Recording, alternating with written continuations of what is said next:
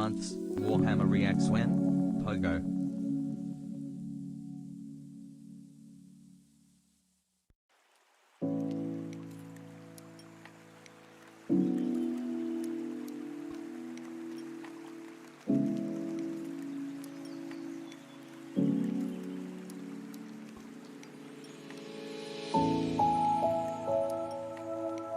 Notification gang rise up.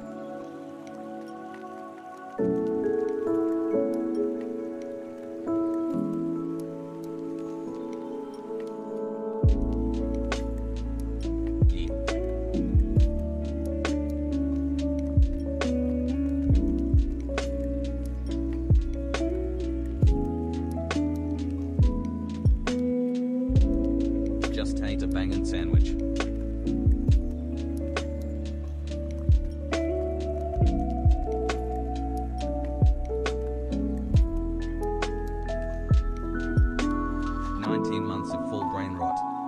Here's to 19 more. Shout out offliners Peepo Kiss.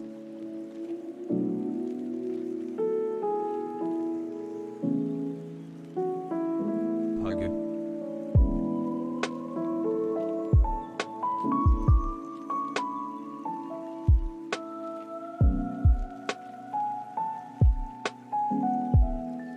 Eight months clock.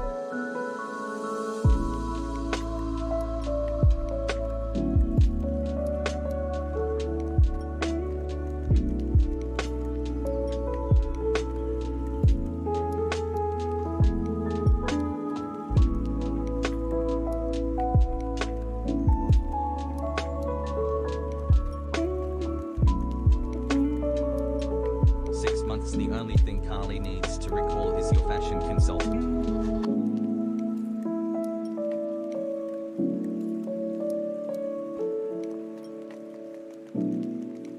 "10 months wasted with a bunch of beautiful fellow legends.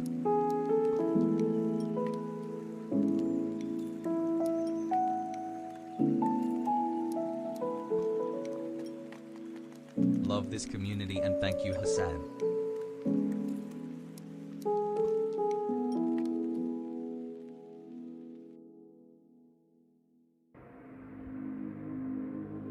Let's go.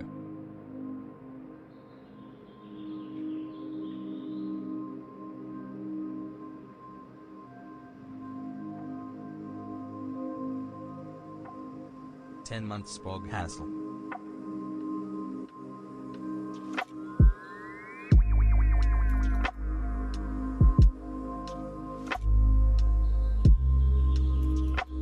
"4 months no problem, finally out of our first trimester.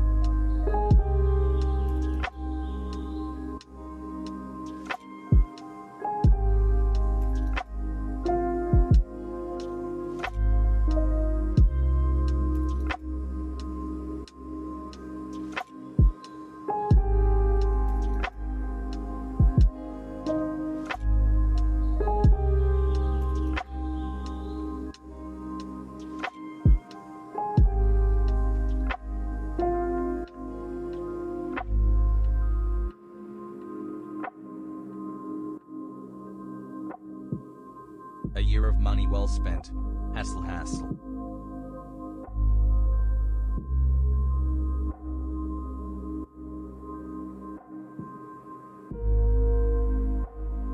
Yeah, eyes.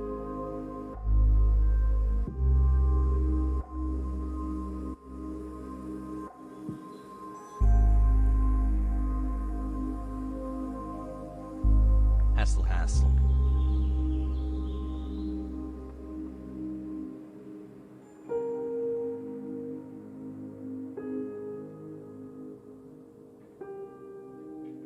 This ivermectin 13 different on sub anniversary.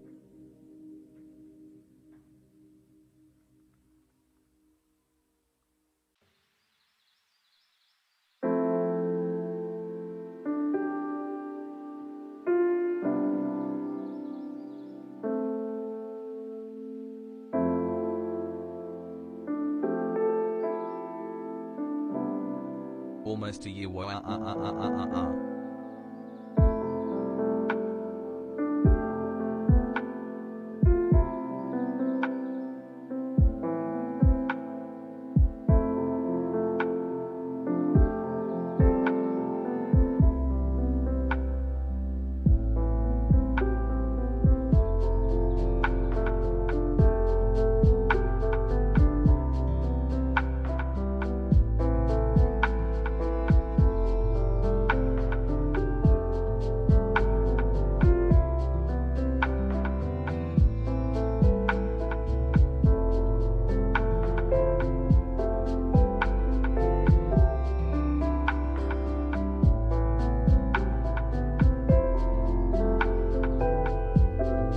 1 year book.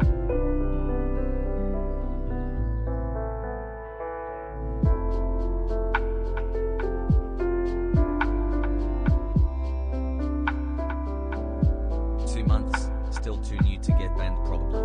Okay.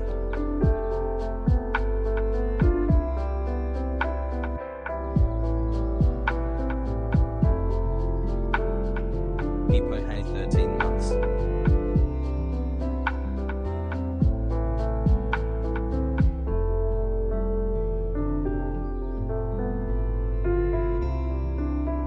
Smile.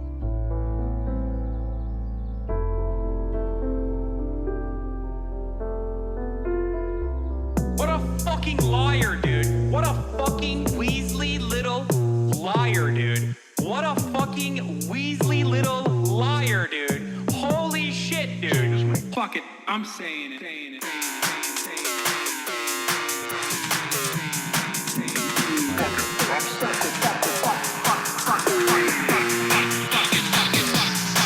Fuck it, America deserved 9/11.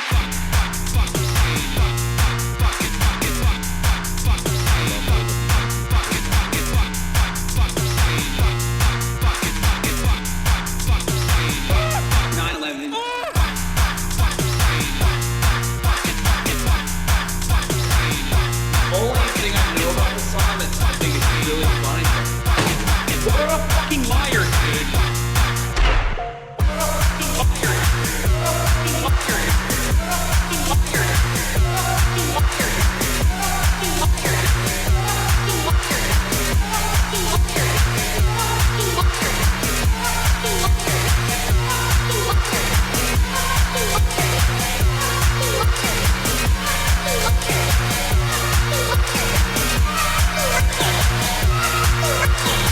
What a fucking liar, dude. What a fucking Weasley little liar, dude.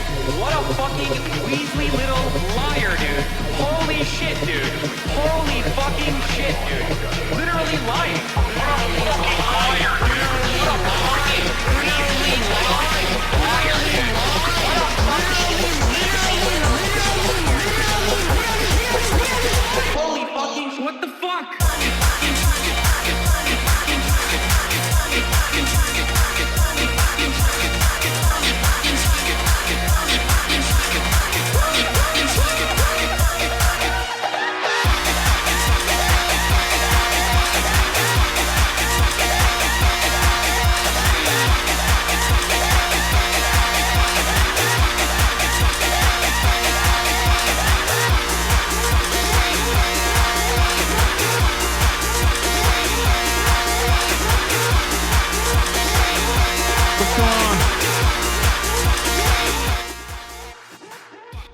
What's going on, everybody? I hope everyone's having a fantastic evening, afternoon, pre-noon. No matter where you are in the world, I'm Hasan Biker, and this is the HasanAbi broadcast coming to you live from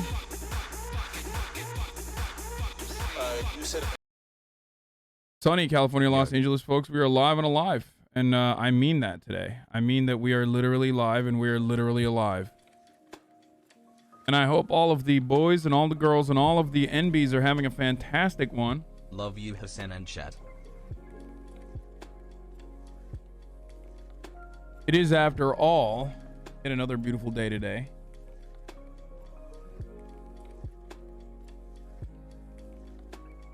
Yeah, Here in sunny California, Los Angeles, folks. It's Wednesday, September 8th, 2021. And I'm, of course, late. It's 12:13. And that means I'm late.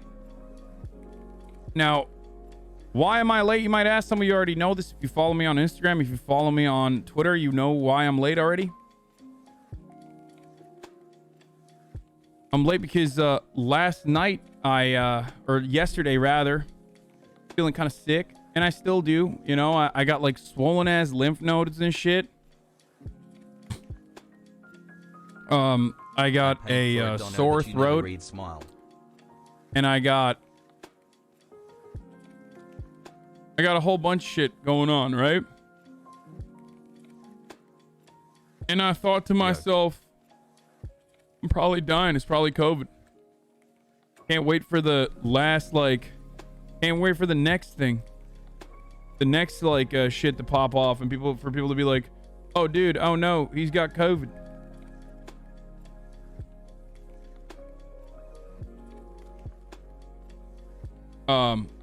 But I am COVID free, so that's good. I got a rapid test immediately.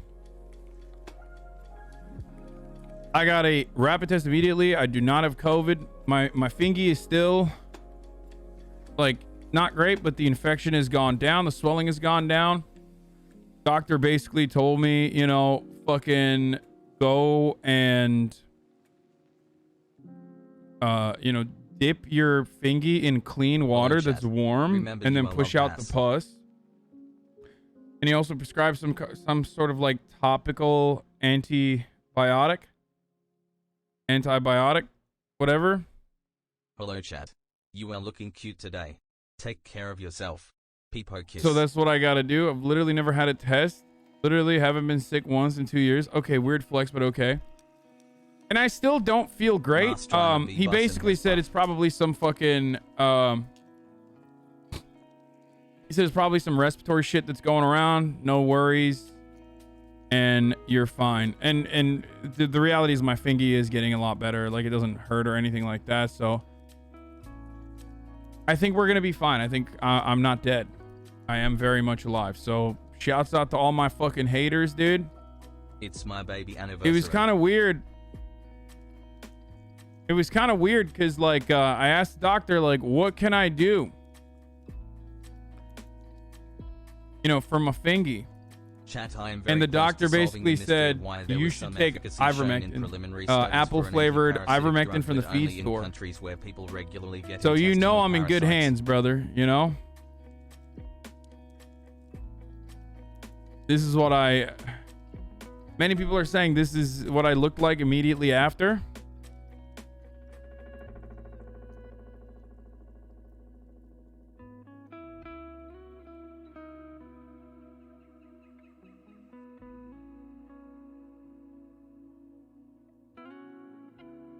I started school on Monday. Everything's been so hectic. The schedule drives me crazy. I'm afraid I won't be able to watch stream as much anymore. Yo, freak your what? house. New Then I school hope be you're like feeling vaccine class, transgender 5G class, Kamala Harris history, communist climate change class, gay trans agenda lunch, COVID muzzle 101, butch biology, Love you, chat and mods non-binary nap time, lazy socialist algebra, Joe Biden, gay bus home. What a year. Thanks for converting me from a liberal to a goddamn patriot, you beautiful himbo pee pee poo poo hassle. I love this community.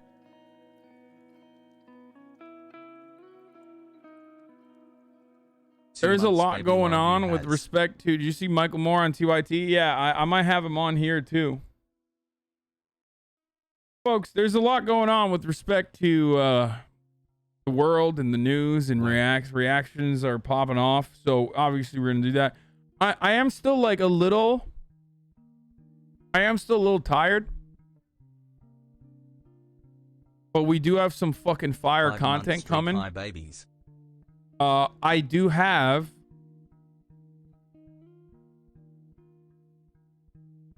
a potential guest Easy. later today, just like out of nowhere, out of pocket, totally random, will shock you. Okay, you will never be able to guess who she is, and I'll even use her gender because like that's how fucking it's not someone I've ever brought up ever on the stream, so you'll never be able to figure it out. I might have a guest over, and then we might look at like some crystal mommies and stuff. You will never figure it out. It's not someone I've ever mentioned on this broadcast. 1 year. But we might do like a crystal or tarot cards, maybe. We'll see. Stop trying to guess. Happy 9 months old man. It's your mom. The guest is your mom. Fucking got him.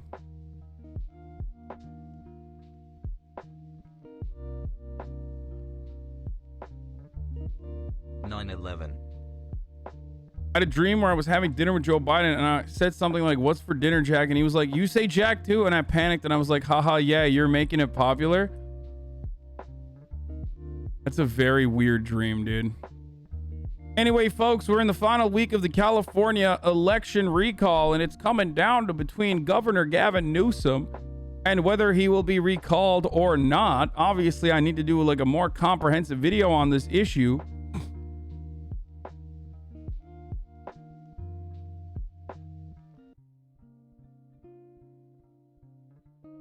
Yüzümü buldun ha. Benim eski kariyer ve büyük yapak beni çok rahatsız ediyor.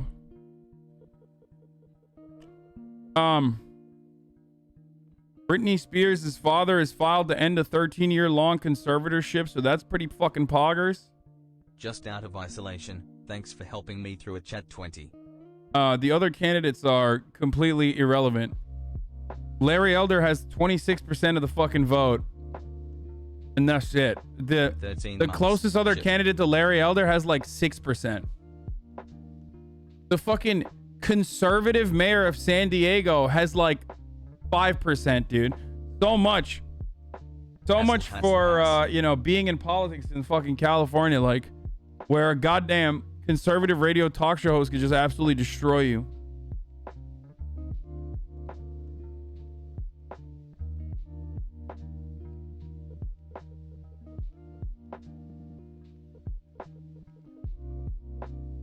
LAPD's instructed officers to collect the social media information of every civilian they interview or stop. Thank you so much. Including individuals who are not arrested or accused of a crime. What? Happy. This seems fucking psychotic. Hello. Writing candidate Hassan Piker. Please don't do this. Even if enough of the people in California unironically voted no and then wrote me in as a candidate, I don't want to be the governor, dude. I would not be able to stream. And that would fucking suck. Can you imagine I just don't get to stream? That would be dog shit.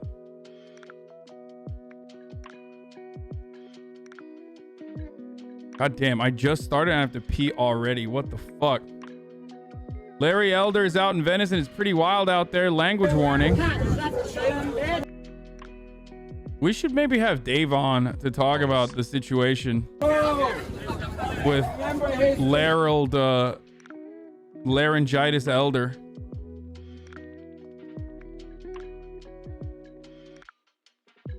Just IRL being governor. Bro, I'm telling you, if you guys fucking wrote me in I mean, you can still do that, by the way. It doesn't really matter. Like, even after you vote no, you should still probably, like, you know, fill in the second bubble with, like, whatever Democrat is out there. I don't fucking know. I haven't even looked into it because, like, it doesn't matter. It's fucked. Like, there's no movement. There's no momentum behind any other Democratic candidates. In the same way, like, we're basically completely fucked. If the recall kicks in, it's over. Meet Kevin Pepela? What the fuck is that? Wait, is that the Democrat who's like, who believes in like fucking putting homeless people in a spaceship or something and just like shooting them out into the fucking sky?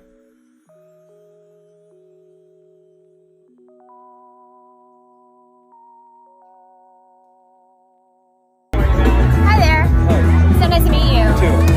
I wasn't going to vote in the recall, but then I heard that Lila Rose endorsed you, and that to me is why I'm going to turn out to vote. So I really appreciate all that you're doing. I got attacked on she endorsed me by the left, of course. And I'm serious when I said, they ask me about abortion all the time. I said, if you ever ask Gavin Newsom, at what point is too long? How about 8 months, 3 weeks, and 2 days?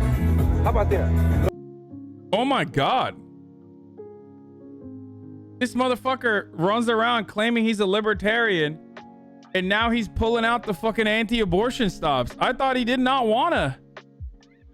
I thought he was not anti-abortion. Okay. I should tweet out that I'm live. Okay, let's do it. There's so much to look for, dude. People hate chat. Contrary to this himbo, The Biden administration tells ex-Trump officials to resign from the military academy advisory boards or be dismissed. Yeah, I saw this. How can Larry Elder have the most support in California? I thought it's a blue state. Sorry, I'm EU. Hey, blue state doesn't mean anything. There's 4 million Republican voters, man. There are more than 4 million Republican voters in this fucking state. And Meet Kevin is a big streamer. Show some class solidarity. I don't know who the fuck Meet Kevin is.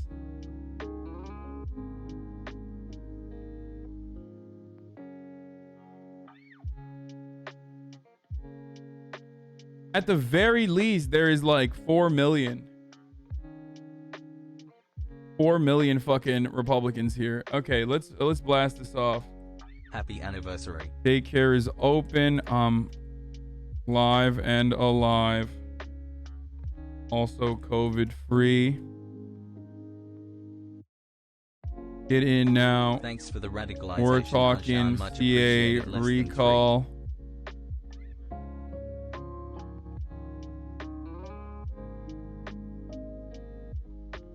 My doctor's visit. In parentheses, gone sexual. In parentheses, ivermectin paste.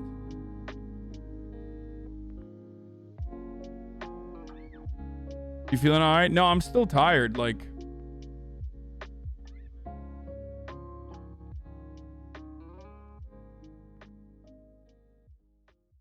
new COVID variant moo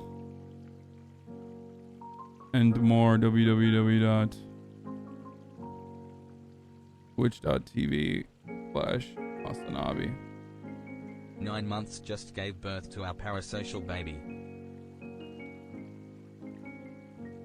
I'll say this much, chat. Like, as far as the doctor's visit and everything else goes, like, oof. Big 6 months, boys. I feel like with respect to COVID, the vaccine has like greatly improved my mental health, man. Like in a remarkable capacity. Like I remember having the fear of like COVID when I was I'm spamming because you know fucking retweet that shit, dude. Let people know I'm live. I wasn't live earlier, so sometimes people don't know. I fucking rule. But anyway, as I was saying,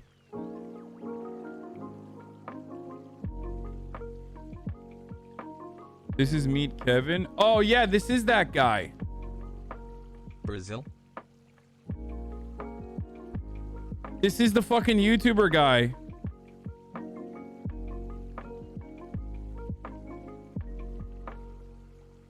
Anyway, oh, fuck me, this guy.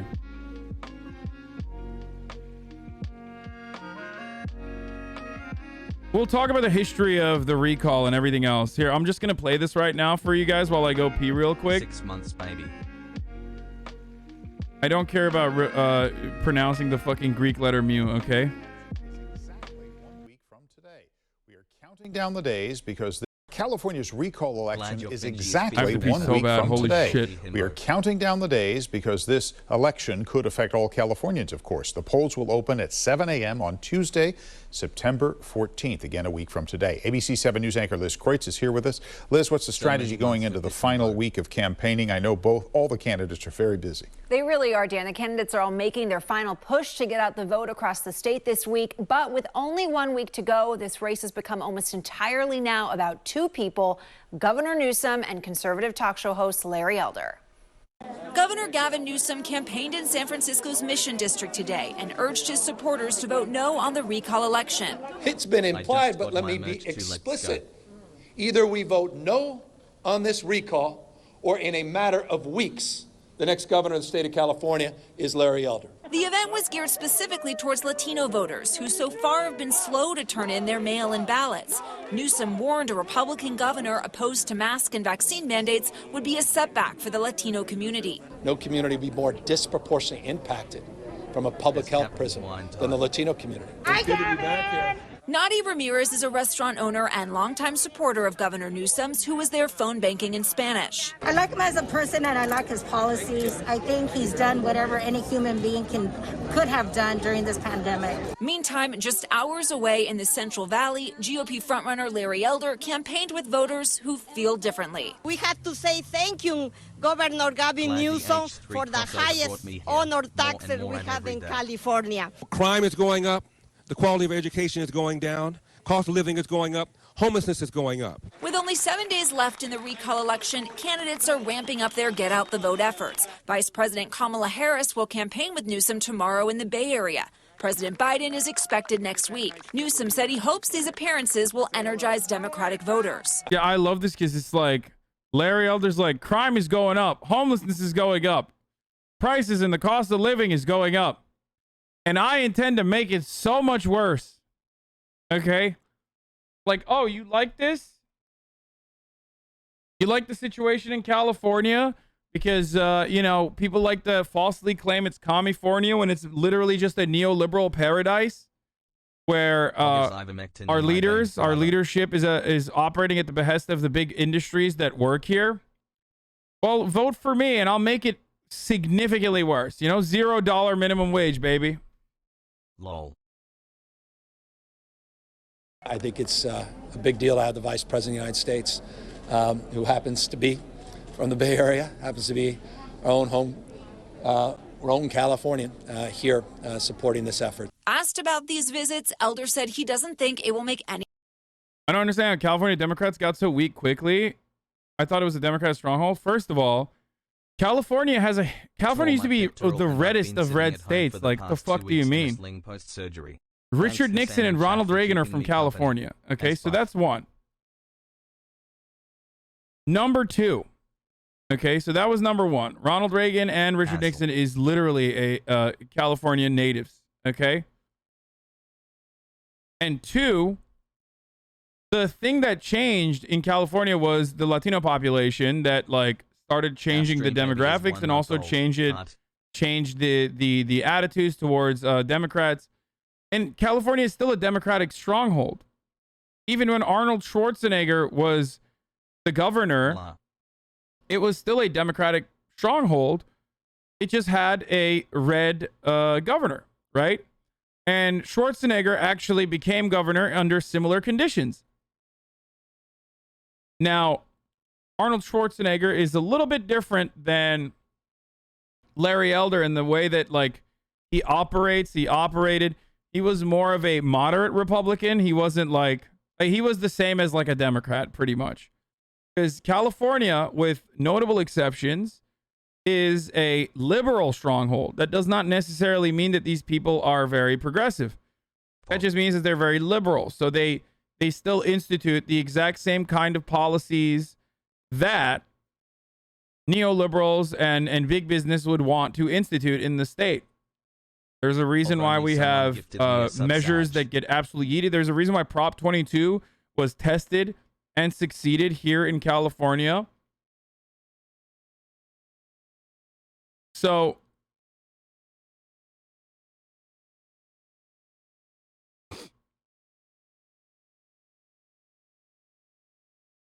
oh yeah, I saw this. We'll talk about this in a second too. This is a funny ass story. Just found out my mom is going on hospice. Thank you and this community for keeping. Yeah, California has never been like a permanently blue. It's only been permanently blue as recently as like, you know, these past couple of elections. It's reliably blue now, and it's still reliably blue, but blue states oftentimes have red governors. That's not like a confusing proposition. The only reason why California could potentially have a red governor in this circumstance is because of the conditions of the recall. What I mean by that, what I mean when I say the conditions of the recall is that recall elections are special elections, so they don't get the same level of involvement from people. And obviously, the side that, you know, has most to gain, stands most to gain from a recall, is going to be hyping this up, is going to be beefing this shit up. And that side, of course, is the Republican side. Person says Dems are responsible for the homelessness crisis because they are beholden to business and wealthy homeowners. They've made it impossible to build high/medium density housing for normal people.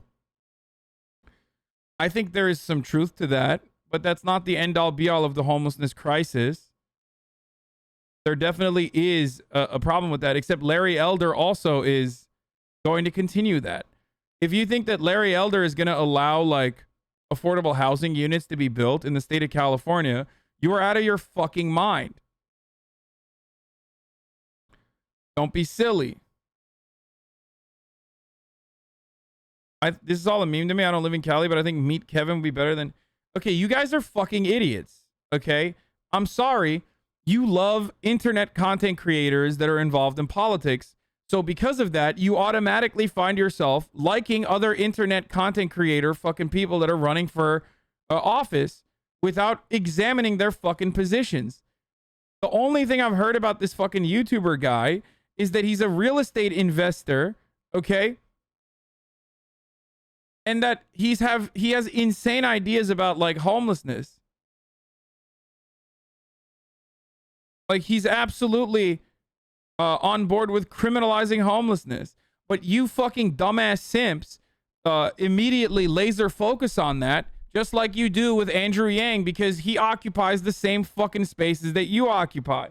Oh man, he's just like me. Zoomers and millennials that spend all of their waking moment on the internet, every waking moment on the internet, are just as likely to vote for other fucking dumbasses that they could have a beer with as your older boomer racist grandfather and your older boomer racist father before him that said, I'd like to vote for a guy that I can have a beer with. That's why I voted for GW. This is your version of that, okay? This is literally your fucking dumbass version of that. If you see like a YouTuber and you go, well, this guy seems to speak to my problems without examining their actual fucking positions and, you know, looking at their like actual qualifications while their literal background is like a real estate investor, okay?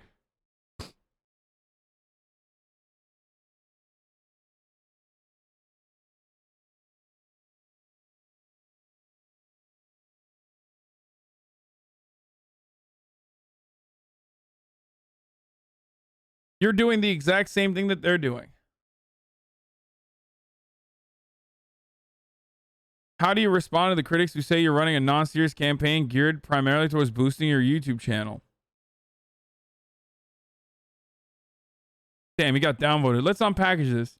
I ran in my channel as in the middle commentator and educator picking a party, and we knew this was likely to happen. It hurts my channel's growth. Okay, that's a lie. I got involved in politics only after the recall was decided, so I don't view myself as really taking part in the cost of a recall election. I'm just providing Californians an option in what over 1.7 million Californians voted for. Don't get me wrong. It's a lot of money, I get it, but it's one of those don't hate the player, hate the game, in my opinion.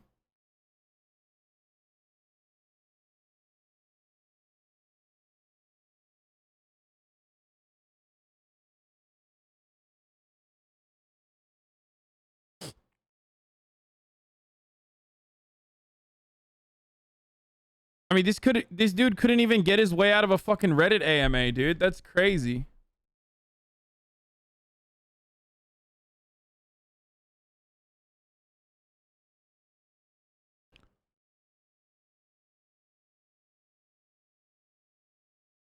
I want to know what his campaign website looks like. Now that we're okay, now you got me invested in this fucking guy. He's a fraud. He gets all his money from YouTube and pretends to be a financial expert.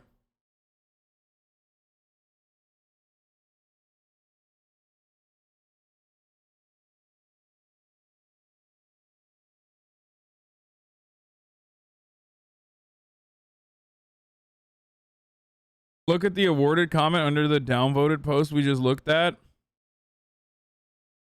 The kind of guy who says age is just a number when trying to justify a relationship with a teenager. Jesus Christ. I'm legitimately scared of the recall results. As a woman in business, Larry Elder legitimately scares me. Okay, let me just say something here. Okay? Larry Elder is a demon. But if you think that he's going to be able to do like...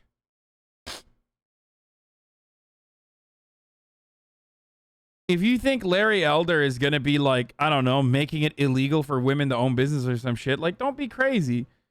Okay? That doesn't mean he's good. He's a fucking demon, and he's significantly worse than Gavin Newsom, who's already pretty fucking bad to begin with.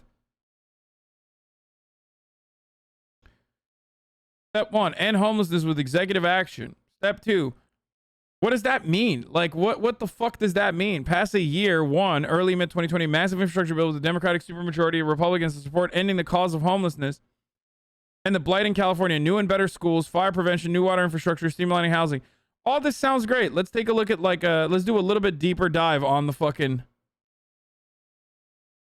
full plan below. And COVID, proper masking, filtration, ventilation, and vaccinations. Bring hyper transparency to the government with social media, daily YouTube videos. What? Are you fucking kidding me, dude?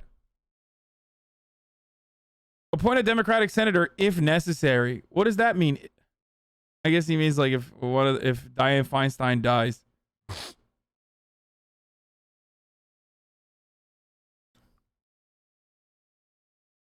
Dude, I'm going to be doing some Poggers IRL content. False claim. The governor claims we have a $75.7 billion surplus. Our governor counts $37.7 billion of federal funding set for schools as a part of the surplus. Therefore, the state surplus is barely half of what's stated by Newsom. Okay. First of all, that's still incredible, dude. What the fuck kind of take is that? By the way, the only reason why we have that surplus right now, for the record, and this, like, goes against what every Republican idiot has been stating non-fucking stop, which is like, higher taxes are leading the wealthy to leave the state. And with the exception of like Ben Shabibo and Joe Rogan and Elon Musk, like, no, wealthy people are not leaving the fucking state of California. Guess what? A lot of that fucking surplus came from motherfuckers that made a lot of money even during the fucking pandemic, and of course are staying in California. The real people that leave the state of California, if you look at the actual numbers, are not the wealthy people that are leaving because of taxes. They're actually middle-class people and poor people that can't pay the fucking increased cost of living. They can't pay the price of housing. Okay? Those are the people that are actually leaving California. Because they can't buy anything. They literally can't buy anything. In the state, they can't rent. So they leave.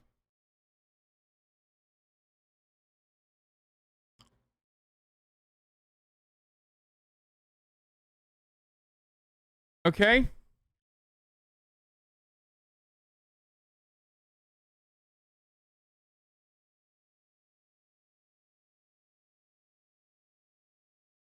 A thing that we're not talking about here that I find really scary is like almost an inevitability at this point, which is Dianne fucking Fossil Feinstein, okay? She's literally 700 years old. She's the oldest or the second oldest congressperson. The oldest, person in America, pretty much. She's like 700 years old, okay? She's fossilizing literally on the spot. Her own aides have leaked that, she's not all there. Okay? What if she fucking dies? What are we gonna do? Are we gonna prop her up with a fucking stick when she's dead and like trot her around like she's still alive? What if she dies and Larry Elder's the fucking oh my gosh, so annoying. What if she dies and Larry Elder is the governor, dude?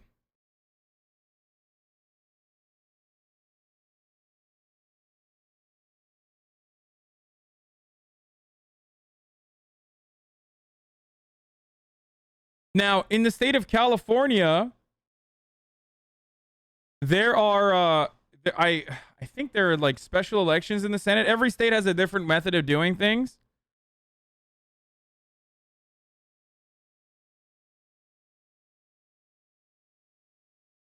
But a governor has incredible, awesome amounts of power over its own state. So even if you have like, even if the governor can't directly appoint the senator, okay, at least until like a fucking a special election is happening, and I think in California you can, yeah, I think you can appoint, the governor can appoint in the state of California. Hold on, let me just check. Let me just make sure that I'm not giving you false information.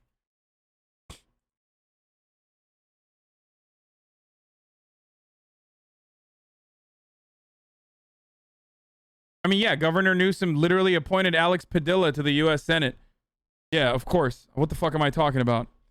So yeah, Governor Newsom literally appointed the Kamala Harris replacement, Alex Padilla, to the U.S. Senate. So yeah, the governor in the state of California. What I was thinking of was Vermont. I was getting it confused with Vermont because, like, in Vermont, I think the governor in the past had said that like they would hold an election because the governor of Vermont is actually very. I mean, he's like very open-minded towards. You know. He recognizes the demands of the Democrat. Vermont and Cali are easily confused. No, the reason why I'm saying that is because every state has different rules about appointments, like Senate appointments, to fulfill vacancies. And I remember researching Vermont, thinking about it, where what would happen if Bernie Sanders got a position? Like, would the Democrats lose their very narrow majority, the 50-50 majority with the Kamala Harris vote in the Senate, if Bernie Sanders was appointed to a position in the cabinet?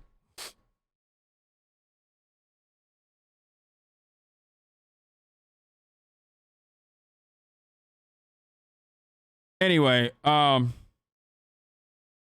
fact 8. The top leading candidate versus Governor Newsom is Kevin Paffrath, a moderate Democrat with real solutions. Governor Newsom claims he's led the... Wait, what?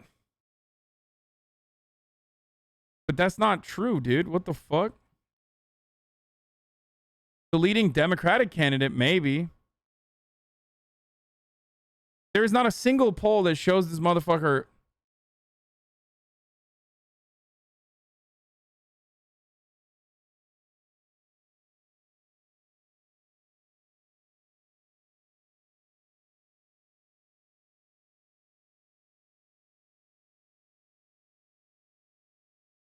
Yes, there is. They showed him.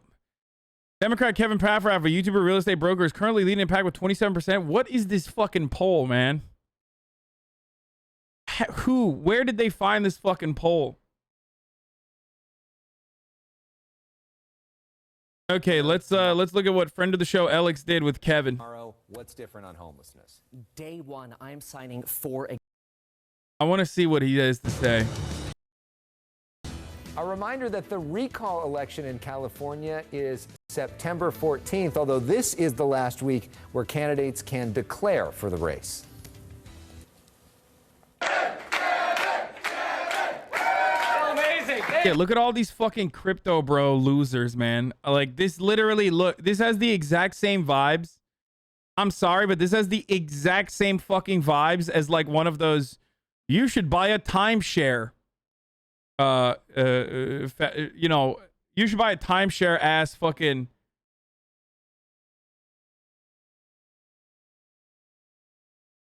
one of those like meetings that you like purchase. You know what I mean?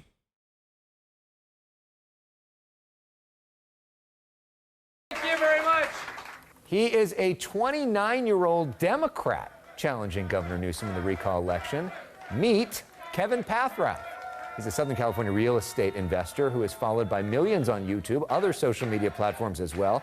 He's just completed 9 rallies in 10 days across the state, including that one. And now the campaign brings him here to our studio, our first in-studio guest in a long time. Kevin Paffrath, welcome. Nice to have you here. Alex, thank you so much for having me. I'm so excited to be here. I'm so excited for common sense solutions. I know you mentioned that I'm a Democrat. That is true, but I bring common sense back to California. I'm tired of identity politics.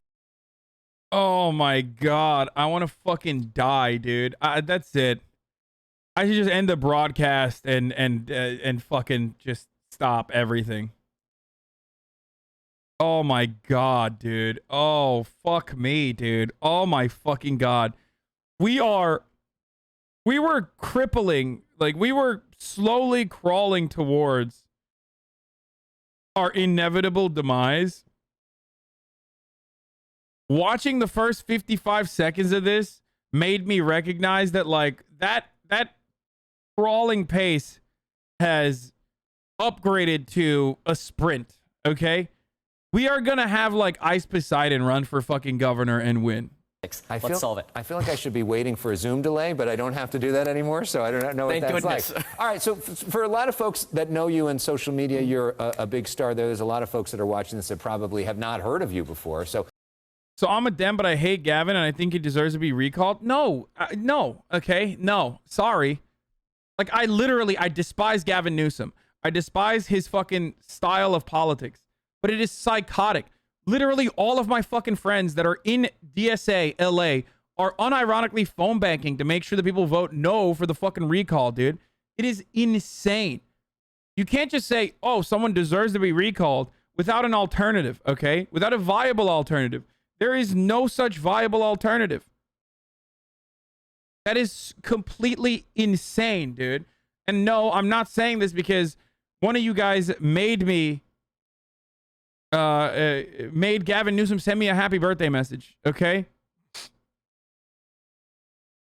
Like, this is a guy. This is a viable candidate who is supposedly a Democrat. You think this guy's going to be better than Gavin Newsom? Let's watch what he has. What else he has to say. Tell us a little bit about your... I hate identity politics. Like, I fucking absolutely despise, okay? I despise fake Democrats who literally engage in, like, rad lib talking points in an effort to, you know, win over support, and it's all fucking fake, and it's all bullshit, okay? It's all fake, it's all transparent, it's all bullshit. They're just trying to win over votes, and they're lying to you, and blah, blah, blah, and Gavin Newsom absolutely does this kind of, like, aesthetic bullshit all the fucking time. This guy's doing that as well when he's like, I hate identity politics. He's just doing it for a different kind of audience. He's doing it for the dumbasses that watch on fucking YouTube, which is, of course, hilarious because, like, all those dumbasses, including you dumbasses in my chat and myself, we don't have a high percentage of, like, voters, so I don't think he's going to win anything. Your backstory. You came here 19 years old. Absolutely. So I came to California, met my wife in Paris, moved to California, and California gave me some incredible opportunities. Unfortunately, I feel like I was the exception. I went to a community college, then went to UCLA, graduated with a background in economics and political science, became a real estate broker, and educated folks on how to invest in real estate. Unfortunately, I again feel like the exception. We got to make better education the norm. And you became this big deal on YouTube, teaching people about real estate, teaching people about finance and other things, cryptocurrency, other things as well currently. And you are a Democrat running against Governor Newsom. Most of the high-profile Democrats are not. Why do you consider yourself a Democrat? And why, if you... Yeah, I think... you know, we have a homelessness crisis here in California, just like the rest of the fucking country. And I think what we need is a common sense guy who's a fucking real estate broker. I think what we should do is just hand over the state to one of these fucking private equity firms that purchases, like, entire city blocks so that they can relegate the first-time homeowners into permanent or rental status, okay? Let's just give over California. Let's just... take the keys, of the city, okay? Take it out of the machine. I suspect that's how the gubernatorial system works, okay? Take it out, and you just hand it over to fucking BlackRock. Fuck it, dude. They'll fix it.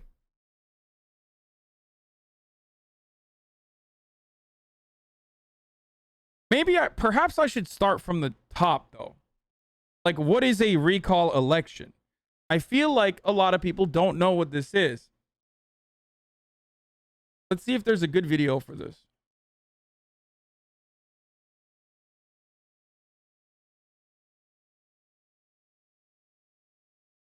Here. This is how recalling the governor works in California. Voters who want to spark a recall vote must first get signatures. They need 12% of the total voter turnout from the last election. In California, anybody can start one of these campaigns, and truly for any reason. We could basically recall the guy for anything. You know, I don't like your face recall is how I think about it. The state gives Okay, I can't trust this dude. He literally is unable to figure out a microphone. 160 days to gather all the signatures. If the petition hits that goal by the deadline, then counties have 30 business days to verify all the signatures and report it to the state. Okay. If the numbers check out, then there's a period of time where people can withdraw their signatures and some other preliminary paperwork required by the state. After all that, if the signatures still hold, then the recall is on. A date for the election is set by the lieutenant governor for some time within the next 60 to 80 days. On the ballot, there's two parts. First, voters are asked if they want to vote yes for a recall or no against a recall. If more than 50% of voters vote no, then the current governor remains. In the second part of the ballot, voters are asked to pick a replacement in the event the recall passes. If you remember, I mean, I think this describes it very well and very effectively. Some of you that are living in California currently, most of you, if not all of you, at this point have either gotten a sample ballot or your full-blown ballot. The ballot has two questions on it. One, do voters want a recall? Okay, and you're supposed to vote no. Do not vote yes on the recall. Please, I urge you, I beg you not to fucking vote yes on the recall, you dumb fucks. Okay, to the Californian chatters. Because if you vote yes and the majority end up voting yes on a recall, it's over. Whoever is like the #1 candidate on the second page will end up becoming the governor. Okay? So they could technically, in a situation where there's like only, let's say, people were unaware, and let's say in this insane hypothetical that, you know, 7 million people voted yes for the recall, okay, because they just didn't understand what was going on. And, you know, 6.9 million people voted no on the recall. But no one filled in the application on the second side. Someone could become governor with one vote, okay? Whoever has one fucking vote on the second side, whoever got like a write-in, they could be the fucking governor, okay? Because automatically, Gavin Newsom is out.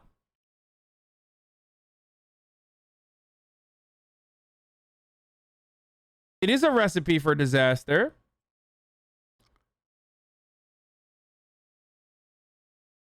Are you going to sell your house and move to another state if Larry Elder becomes governor? No, dude. I'm not going to fucking move out of California because California has a fucking red governor. Don't be silly.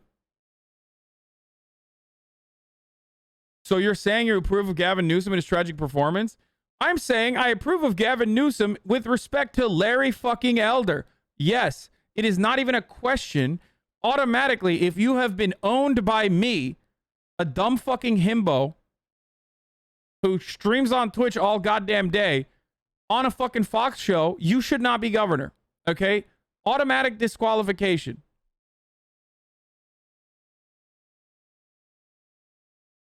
I hope that hypothetical happened because I wrote Hassan Piker on my ballot. Oh my God.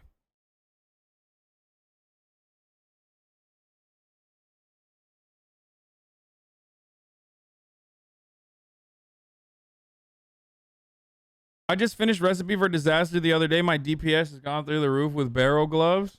Or no against a recall.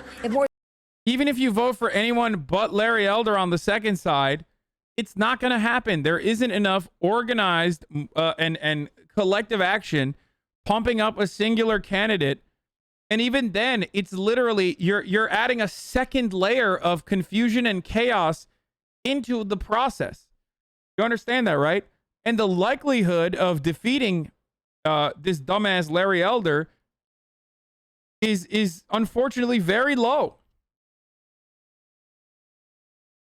More than 50% of voters vote no, then the current governor remains. In the second part of the ballot, voters are asked to pick a replacement in the event the recall. You made it to my local news here in Humboldt. It was mentioned you rolled Larry Elder and you were a himbo, and how that proved Larry Elder was not good to vote for. I giggled. There's no shot that local news was like, Larry Elder is notable for being owned by a dumb himbo.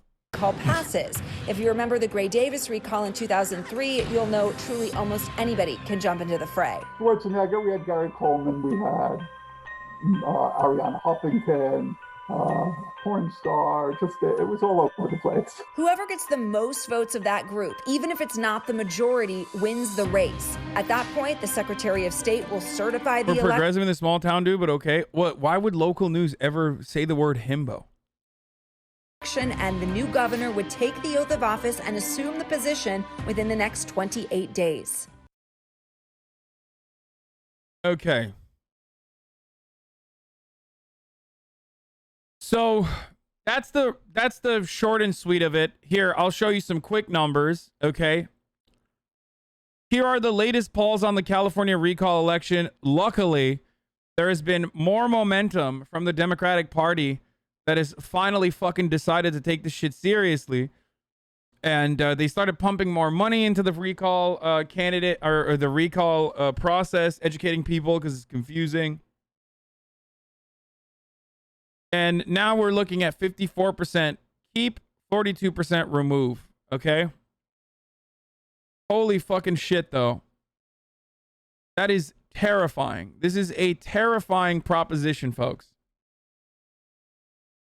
Now, of course, because of that reason, now you have the Republicans that are already gearing up to say the recall election is rigged.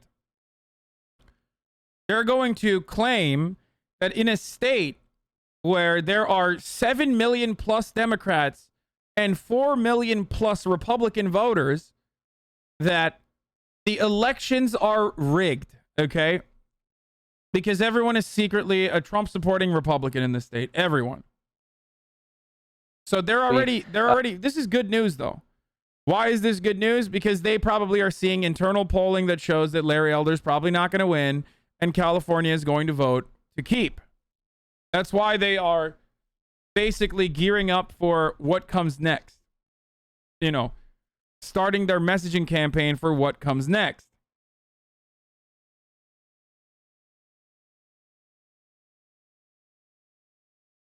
Okay? The craziest conservatives I know thought California was going red for the presidential election. Yes, we've talked about this a million times over. These guys are neither silent nor the majority. They're the can't shut the fuck up minority. But they claim to be the silent majority. They love to act like, you know, there's so many secret Republicans out there. It's not the truth. 4 million over 7 million, depending on the pluses, clearly rigged. Yeah. Speaking of Trump, he's going to do a 9/11 boxing show. I will definitely be watching that.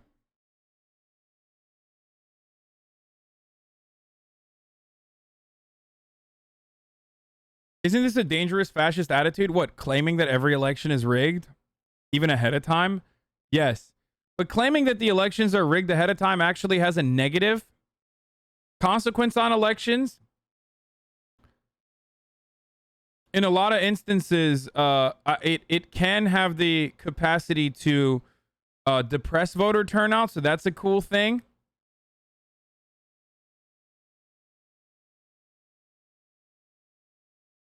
So there is that. If Trump gets reelected, would he be both the 45th and 47th president? I don't think so, right? Sorry for dumb question. Yeah, I don't know. Anyway, so here is Republicans now actively claiming that the election is already rigged ahead of time. It's actually happening as we speak. The polls appear to show Newsom looks safer at this point. Larry Elder is the man that could take it from him. What do you think happens in California? Well, it's probably rigged. They're sending out all ballots. It's all the ballots are, mail out, mail in ballots. In fact, I guess you even have a case where you can make your own ballot. When that happens, nobody's going to win except these Democrats. So, look, they're very good. The one thing they're good at is rigging elections. So I predict it's a rigged election. Let's see how it turns out. Got the recall election coming up in less than a week. Yeah, so he's already claiming that it's fucking rigged, right? Ahead of time. We were hearing creaks. Oh, he's claiming, he also claims that he was down there on 9/11, but, we'll get to that in a little bit. That's like unrelated to the conversation right now. We'll talk about Trump in a second. But going back to the recall and going back, now that you know how the recall works, and now that you've seen, what the polling looks like, looking good, you should still fucking go out and vote. Please vote to keep, not kick. Otherwise, Larry Elder is going to be the governor. Dianne Feinstein is going to die in office, and then Larry Elder is going to elect a fucking psychopathic Republican to that Senate seat, to that vacant Senate seat. And guess what? Now it's 49 to 51. It's over. Democrats no longer have even that slim, like Kamala Harris majority. These are the worst possible outcomes that could happen. And guess what? The worst thing that could happen will always happen in America, okay? So don't fuck this up. Just vote to fucking keep, not kick. Vote to keep, not kick, okay? Please.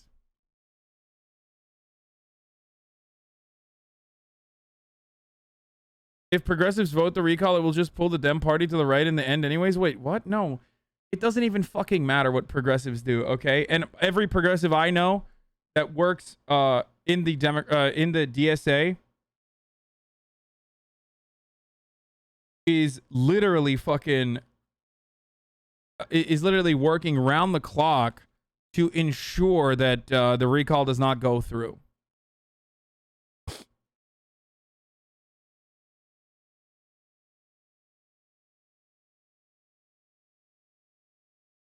What?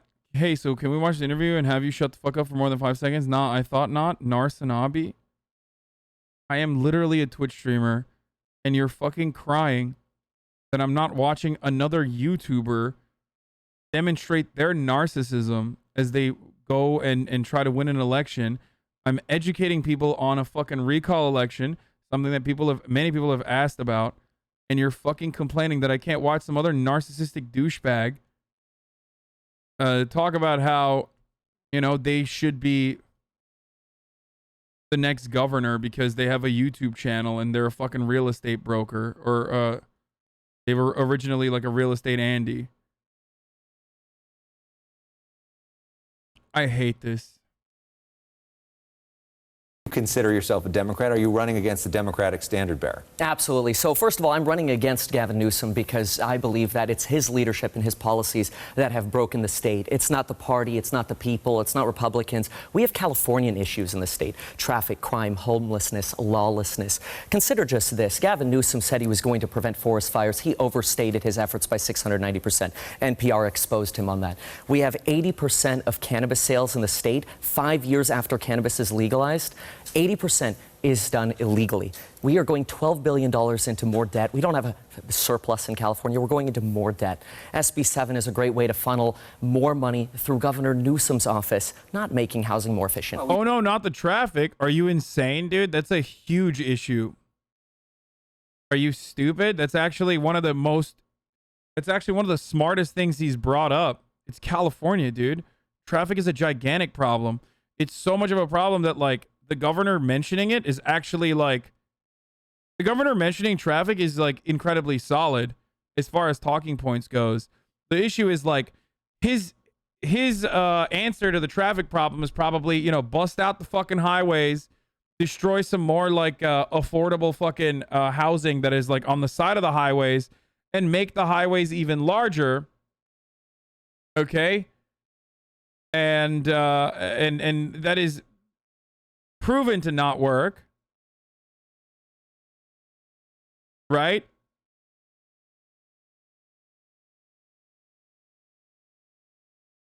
instead of beefing up public transit.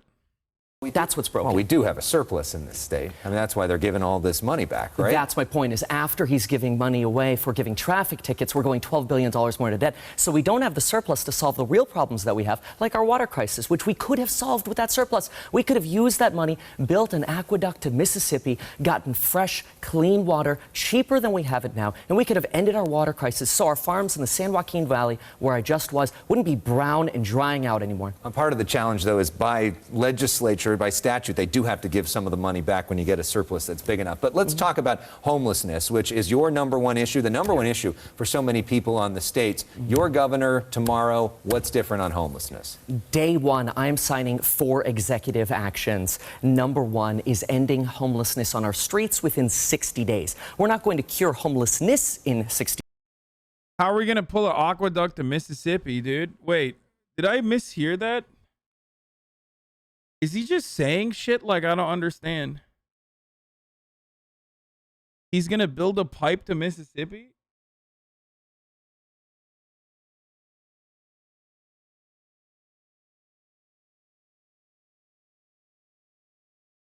How's he going to, what's he going to do? Is he going to fucking, he's like, I'm going to take the homeless people and make them carry the water.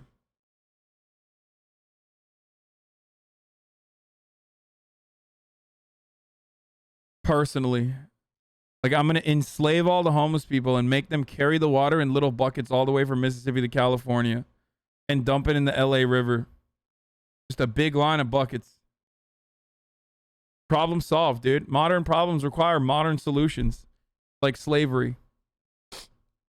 60 days, but nobody will be living on our streets anymore because they're not living on our streets, they're dying on our streets. After 60 days, no more homeless on our streets. How do we solve that? It's called the Infinity Gauntlet, okay? So what I'm going to do is I'm going to get all of the Infinity Stones. I'm going to gather them. Now, I've already started this process. It's a very difficult one. It's going to be very violent. There might be a sacrifice that I need to make to get one of those Infinity Gauntlets. But once I acquire the Infinity Gauntlet, I will be able to defeat the Avengers and do what is known as a Thanos snap, famously trademarked by Marvel. And once I Thanos snap all of the homeless out of existence, there you go. Problem solved. Okay?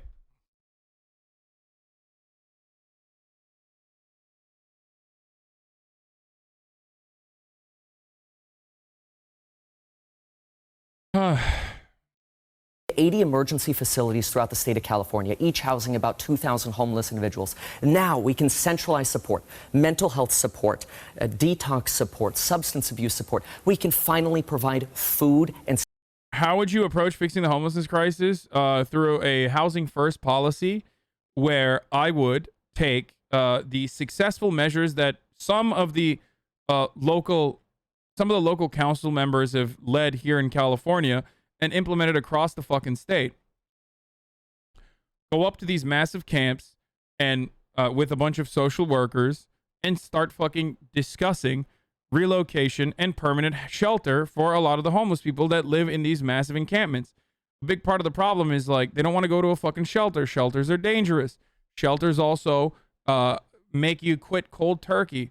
Shelters can also sell a bunch of fucking drugs that make you get back into your drug habit if you've already quit. If you're homeless, which is less likely, but still, a lot of people don't want to go to shelters also because they have a bunch of fucking items that they don't want to leave behind. They don't want to leave their fucking pets behind. So having a group of social workers address all of these demands that homeless people have and treat them like human beings as they work to relocate homeless people into permanent shelter has always been a viable and successful anti-homelessness measure. What people normally do, on the other hand, is unfortunately treat homeless people as though they are not real human beings and just push them further and further away from the city outskirts and try to make it someone else's problem. Meanwhile, they also don't address the cause of homelessness, which is the housing market. Has it ever worked? Nah, dude, actually, it's where has this worked? I mean, it's even worked in certain parts of Los Angeles. I forget which one it was. Who was the councilwoman that we looked at before?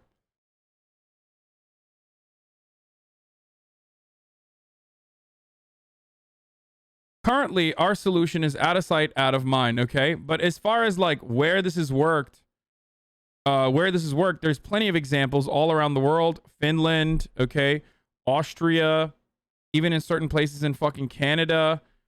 So there are certainly successful examples of this both within the United States of America and also successful examples of this all around the fucking world.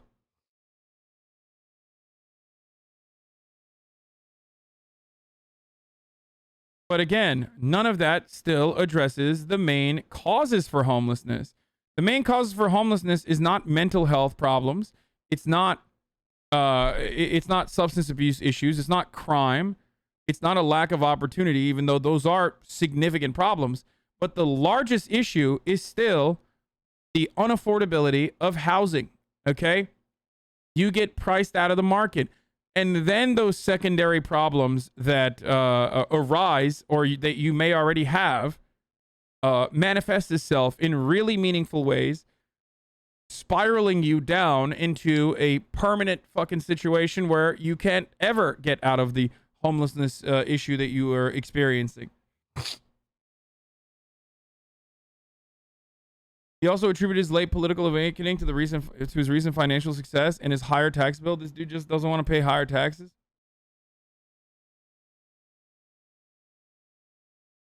Anyway, think about it this way, dude. Like, I run a fucking top of the hour every hour ad break. Okay? Now, if you had a YouTuber become the governor, it would be like having a top of the hour every hour ad break all the time. Okay? But fear not, I did steal that from the chatter, by the way. Thank you. Shouts out to the chatter who gave me that. But fear not, of course, there is one way to avoid the top of the hour ad break.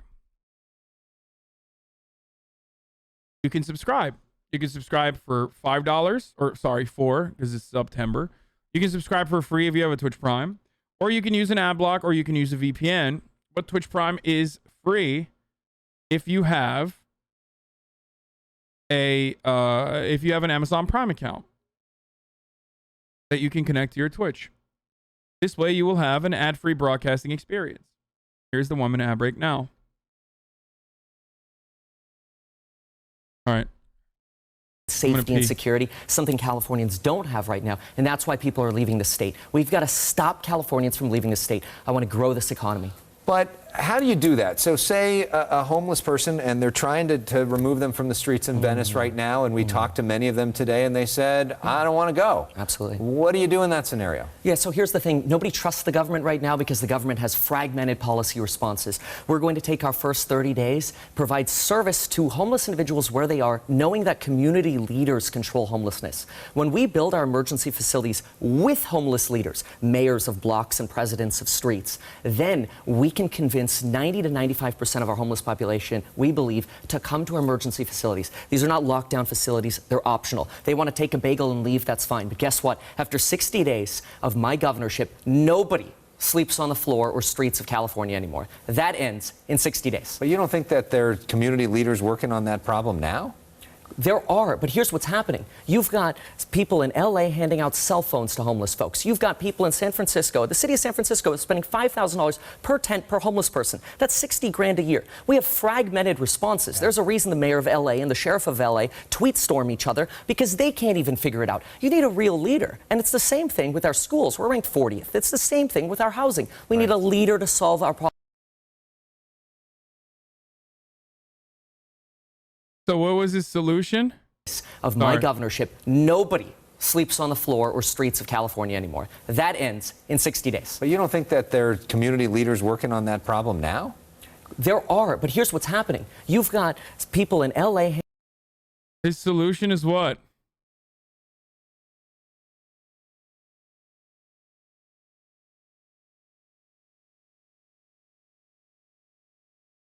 Percent of our homeless population, we believe, to come to our emergency facilities. These are not lockdown facilities. They're optional. They want to take a bagel and leave, that's fine. But guess what? After 60 days... No, what I said is different than this. He's talking about shelters, chat. Remember. No, communication isn't wrong. He's right. the solution does start with social workers, like communicating to the homeless population that they can still bring some of their stuff, they can bring their pets, and they can inevitably work their way towards going sober and shit like that. Because the government has fragmented policy responses. We're going to take our first 30 days, provide service to homeless individuals where they are, knowing that community leaders control homelessness. When we build our emergency facilities with homeless leaders, mayors of blocks and presidents of streets, then we can convince 90 to 95% of our homeless population, we believe, to come to our emergency facilities. These are not He's not wrong about that, but his solution is emergency facilities, and that's fucking terrible. That's not going to happen. It's an unsuccessful method. Okay? Like, communication is key. It's key. Except, the problem is where you're going to put the homeless people. And if your solution is still shelters, then it's not going to work.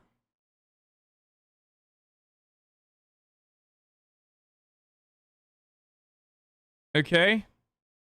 It's just simply not going to work.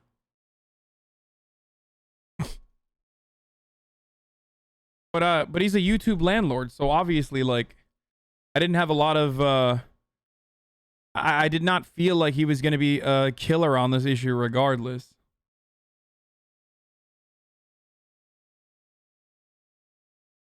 Lockdown facilities, they're optional. They want to take a bagel and leave, that's fine. But guess what? After 60 days of my governorship, nobody sleeps on the floor or streets of California anymore. That ends in 60 days. Yeah, how do you enforce that? Through cops. You enforce that through criminalizing homelessness further. That's a horrible idea that causes people to fucking... Dude, there are two methods that you need to deal with and certain key points that you need to look for. When people talk about homeless shelters and temporary housing, emergency facilities, immediately those are red flags, okay? When you want to talk to homeless people, like, or when you talk about homeless people, communication is an actually positive fucking thing to hear, okay? Empathy first and housing first is a positive thing you need to hear. And also permanent shelter. Not homelessness, or not emergency shelter, not homeless shelters, but permanent shelter. The goal should always be permanent fucking shelter, okay? Classic Hasan backtracking on his view. Shut the fuck up, bitch. Yeah, this is real. I know. We're going to talk about this in a little bit. I'm going to watch the fuck out of this. Anyway, let's keep going. But you don't think that there are community leaders working on that problem now? There are, but here's what's happening. You've got people in LA handing out cell phones to homeless folks. You've got people in San Francisco. The city of San Francisco is spending $5,000 per tent per homeless person. Wait, why did he bring that up as a bad thing? Wait. Giving cell phones to homeless people is a bad thing? Okay, motherfucker, let me just say something, okay? If you're having a problem with a homeless person having a cell phone, you're going to definitely have a problem with them having shelter, okay? What's happening? You've got people in LA handing out cell phones to homeless folks. You've got people in San Francisco. The city of San Francisco is spending $5,000 per tent per homeless person. That's 60 grand a year. We have fragmented responses. There's a reason the mayor of LA and the sheriff of LA tweet storm each other because they can't even figure it out. You need a real leader. And it's the same thing with our schools. We're ranked 40th. It's the same thing with our housing. We need a leader to solve our problems. Well, let's talk about schools and education. And you want to think about colleges in a different way. Oh, yeah. Well, so I want to think about really high school and college in a different way. I want to combine 70% over time. We'll start smaller. But I want folks at 18 to be able to graduate debt-free with a financial education. Imagine that, a financial education, knowing how to build wealth, and a career by 18. We do that by combining vocational schools, colleges. Oh, no. This homie is like full-blown in the fucking... Oh, no, dude. Oh, Jesus Christ. We got another... I feel like he's gonna hit us with a charter school guy. And high schools, at least a certain percentage of them throughout California. Then, what about the people over 18 in poverty who can barely get by on minimum wage? We are going to offer $2,000 per month for folks to go to these future schools. These future schools will help us reduce poverty and then effectively reduce crime. We're spending more money on people in jails than if we just educated and invested in our Californians. We wouldn't have as much crime or poverty. People are hopeless on our streets. We have to fix that. So how, if you become governor, you're 29 years old, you've never served in the legislature before, you've never been a part of the political system, you'd have less than a year to be the governor, assuming that goes through. How do you make all this happen, and how... Guys, if I say it's future schools, it's different than a charter school that will, like, and has actually successfully eradicated the already crippled budgets of the public school system here. That is the most viable way of educating kids, offering them shelter throughout the day, being a functional daycare for children, and most importantly, on top of the education, on top of the social cohesion and whatnot, offer kids their only, or rather most nutritious, which is really unfortunate, most nutritious meal that they will have for some kids, for hundreds of thousands of kids that currently are experiencing the consequences of living in a food desert or are insecure with their access to food. What do you say to people that might be skeptical that you've got the skills to pull this off in terms of that very complicated bureaucracy in Sacramento? Yeah. So the first thing that we have to realize is, yes, there's only a one-year term ahead. That's wonderful. All politicians should have a one-year trial. Now, the first thing that we're going to do when we solve homelessness or get homeless off our streets within 60 days and we start solving the crises that we have, now we're going to take that leverage and show every politician who's up for re-election in 2022, we can work together. We can actually solve real Californian problems. Dude, I don't think people understand what it takes. Like, I hate to be the realpolitik guy, especially as a fucking, you know, socialist Andy here. But, like, these issues are incredibly complex. Like, just saying I'm going to fucking write an executive order to, like, solve homelessness in the first 60 days is a delusional thing to say. It's the least serious thing anyone has ever fucking said. Okay? It's so dumb. It's like, okay, well, how are you going to enforce this? Like, at some point, you have to unironically admit that you are going to use cops to fucking cleanse the streets of the homeless and force them into shelter or jails. Problems. They're not Democratic problems. They're not Republican problems. They're Californian problems. What's my background? My background is 3,000 hours on the road in law enforcement, real estate investor, financial educator. Think about the problems that we have. I have a political science background as well. The problems we have are crime and homelessness. I dealt with this on the streets with law enforcement, and I deal with building wealth through real estate. I understand how to solve our crises in the state. Oh, and speaking of real estate, that's your background. Housing. We've got a housing crisis in this state as well. We see the price skyrocketing, which is really great for rich people that are trying to sell their homes, but it's tough for other people that want to get into the housing market. How do we fix housing in this state? Yeah, absolutely. So the first thing is we're building 80,000 homes a year right now. Just to stay par, we need to be building 300,000 homes a year in the state of California. We've got plenty of places that can be redeveloped, abandoned malls, strip malls, whatever. My plan is to build 500,000 homes per year. Where? We have 482 cities. It's actually not that much. We're a big state. But we've got to get the government as much as possible out of our lives so we can streamline processes. We have 482 building and safety departments. Of course, the fucking real estate YouTuber is like, we need to get the government out of our lives, dude. Oh, God. I'm going to throw up, dude. Oh, it's so fucking... Oh, yeah. We need to get the government out of our lives, and we need to start building cardboard fucking boxes, okay? We need to start building more luxury condominiums, okay? And those luxury condominiums are going to open up new real estate opportunities for all these wealthy people to move out of their homes and magically make those homes more affordable, of course. This is a neoliberal YIMBY, okay? And there are a lot of them. There are a lot of them in my replies for the past couple of fucking weeks since I became a homeowner. They keep saying, like, oh, dude, you're a real estate investor now, and that's why you're against more housing. I'm not against more housing. I am 1,000% for more housing. I cannot stress this enough. I think that deregulation or upzoning is a viable way to do such a thing, as long as there are conditions that you put together to ensure that the new housing that you're building are fucking affordable. Okay? If you want to legitimately do some means testing, you should do means testing there. Okay? Upzoning is the process in which you take zoning restrictions that currently exist, like having a necessity to ensure that there's parking spaces, like 2 parking spaces if you're on a lot, or the necessity to have, a single family house sit on a 6,000 square feet property. Like a lot is a zoning restriction that hurts new development. Zoning that allows one family houses should be illegal. Yeah, that's like, that only allows for one family housing is ridiculous. Yes, I don't disagree with that. Yeah, dude, guys, I worked in Culver City for the first, like, 8 fucking years, okay? Or not the 8 years. I've been living in LA for 8 years, 9 years almost. And I worked in Culver City for how many? Like, for half of that, for the first half, until 2019, okay? And the amount of fucking condos that have been built, like, is insane, dude. That's what happens when you fucking deregulate housing.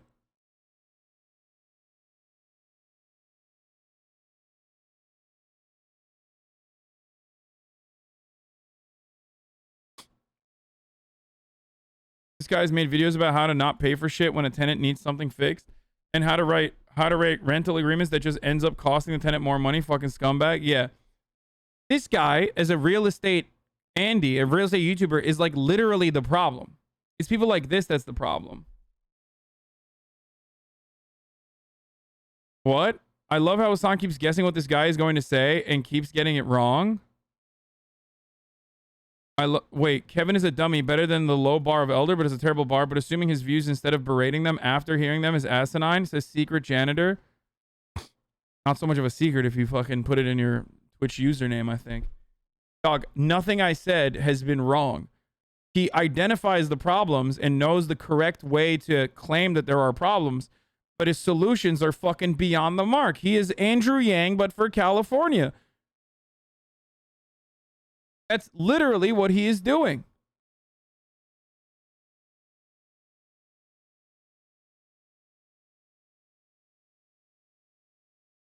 The reason why only luxury condos are being built is because of zoning regulations that disallow affordable housing. That's literally not... Okay. When deregulation comes, oftentimes the only viable housing that people want to build are luxury condominiums. Okay?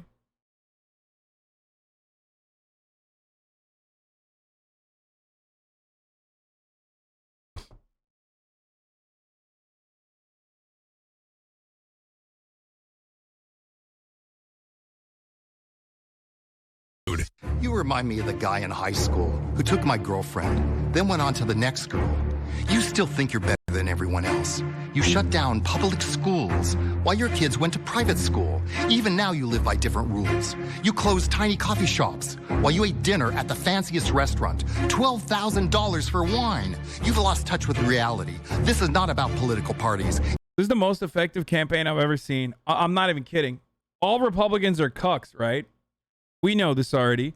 So bringing up the fact that Gavin Newsom cucks people, and he legitimately has cucked people, he fucks a lot, is perhaps one of the best ways that you can fucking really get Republicans to vote against Gavin Newsom.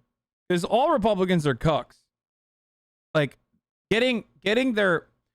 Like, someone else, finally, for the first time ever, sexually pleasing their wives, okay, in a way that they never, ever could have done because they don't respect women or see them as like anything but their own property, is a terrifying proposition for every Republican that kind of guides their personal ideology. This is at the heart of what they...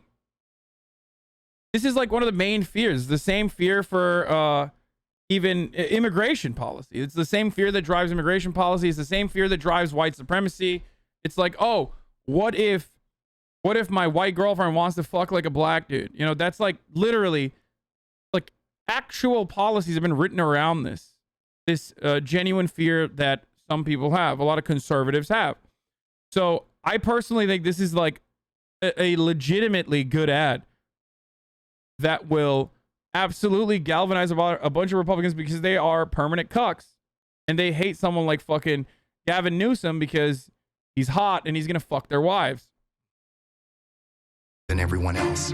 You shut down public schools while your kids went to private school. Even now you live by different rules. You closed tiny coffee shops while you ate dinner at the fanciest restaurant. $12,000 for wine. You've lost touch with reality. This is not about political parties. It is about you, Gavin Newsom. Recall Newsom. Bring us together. Food.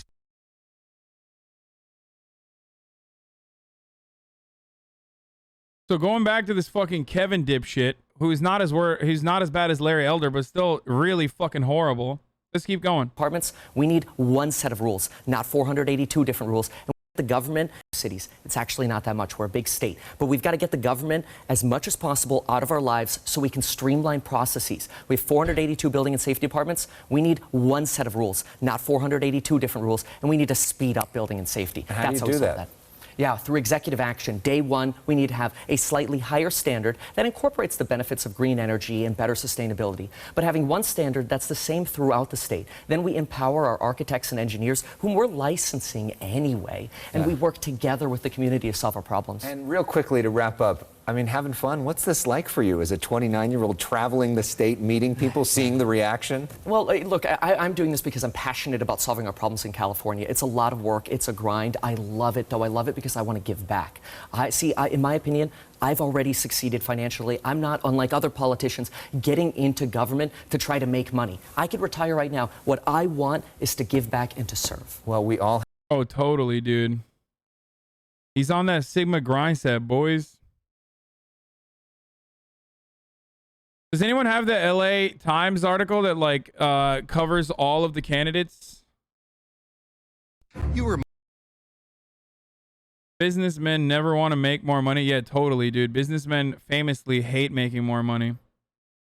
Week, Newsom said he hopes these appearances will energize Democratic voters. I think it's a big deal to have the Vice President of the United States, who happens to be from the Bay Area, happens to be our own home.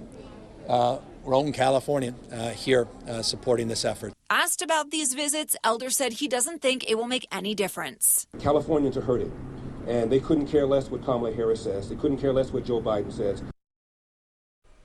As for the other candidates in this race, former San Diego Mayor Kevin Faulconer held a virtual press conference today to address crime and keeping Californians safe. San Diego businessman John Cox campaigned in Modesto, and he will also be in San Francisco tomorrow. Dan and Nama.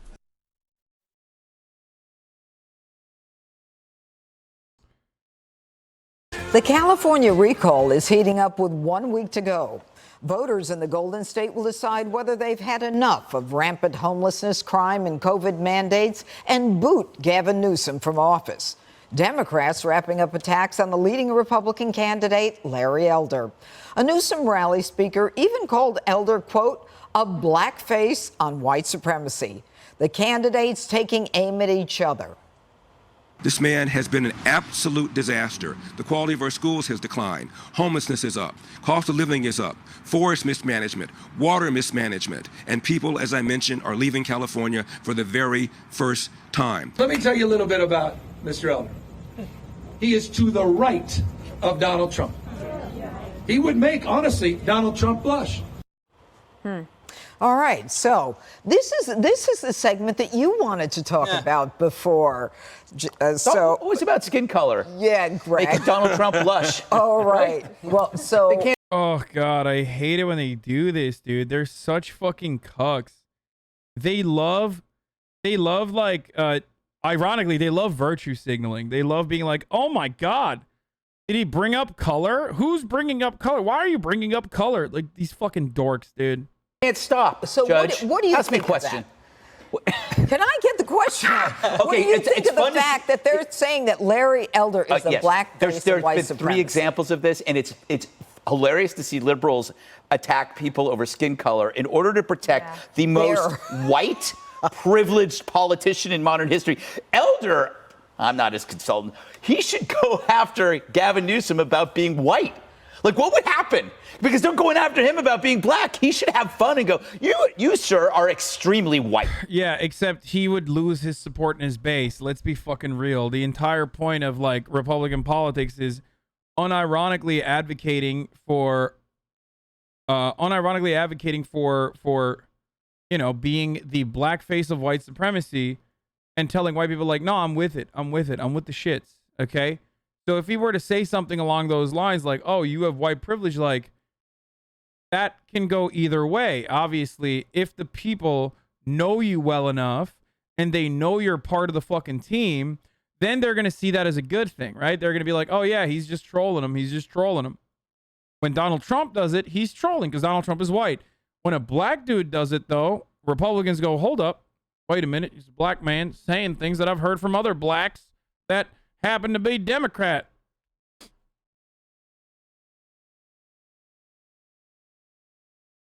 You have to have a position of prominence as, like, a black white supremacist enough that you can say stuff like that. Get away with saying stuff like that.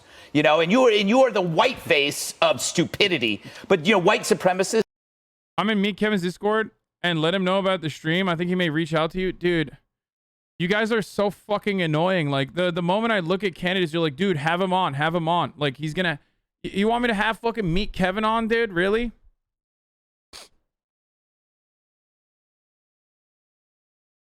A lot of white Republicans are voting for him? Yeah, no shit.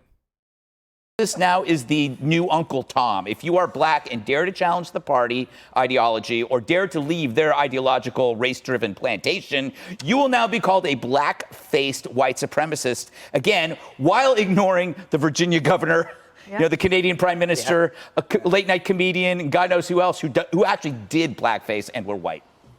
You know, one of the most significant consequences of this race, and they say right now, Dana, that that Gavin Newsom, it appears, may win, but, you know, Larry Elder's within striking distance, is what he has said about Senator Dianne Feinstein.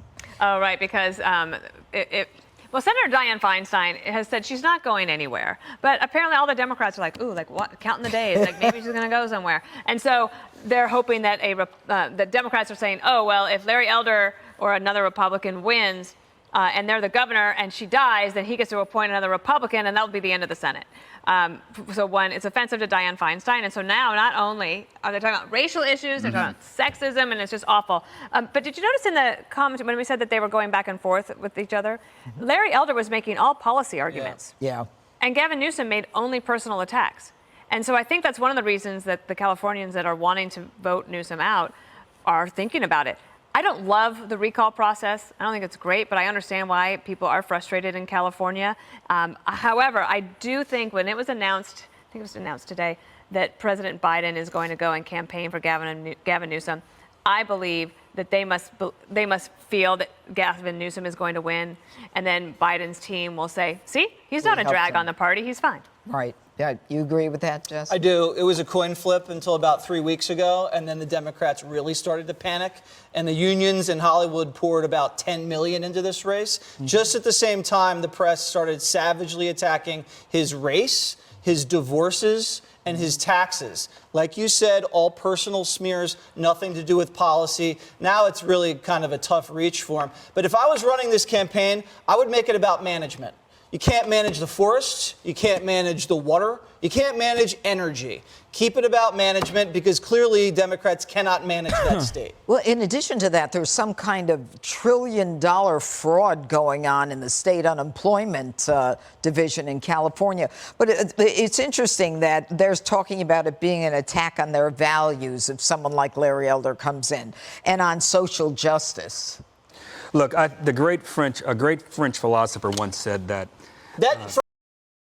Bro, this guy literally looks like the fuck my shit up fam meme. What happened to this homie's hair, dude?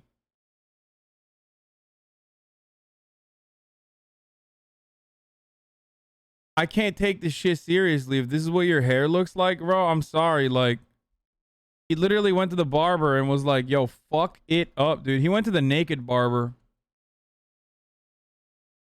What is going on right now? You got to bring that gracious ass down here? Wait. Where is this coming from, dude? Phrase has never been used on the show.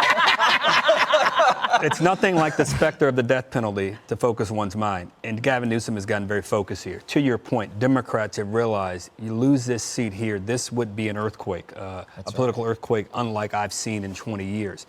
Gavin Newsom has come under criticism, I think, for the high taxes, the crime, the homelessness population. And going to the French Laundry. But that was the catalyst. That's what allowed, I think, the floodgates to come.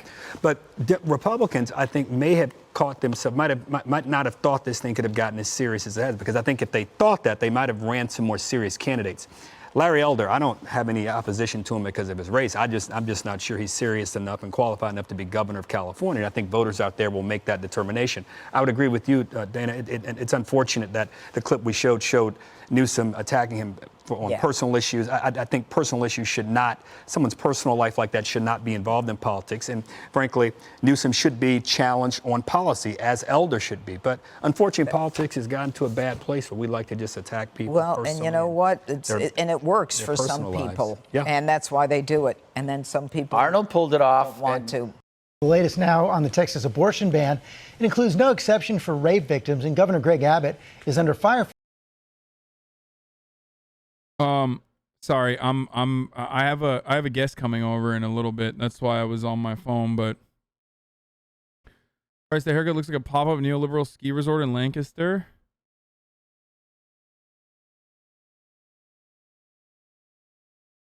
It's almost like their personal beliefs drive their policies. lmao. You call people Satanist baby eaters? Yeah. They're always like, they're always going to fucking cry foul at any like minor thing that isn't even a fucking serious problem, while simultaneously fucking doing the worst shit that they could possibly say.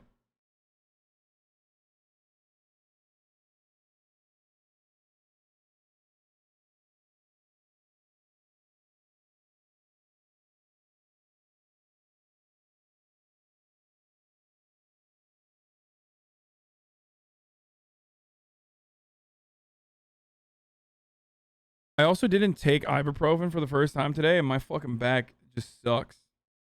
Just hurts.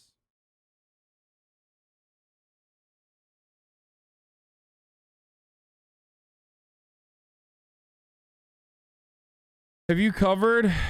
Dude, I love this. I'm going to tweet about this, actually. Hold on. This is the...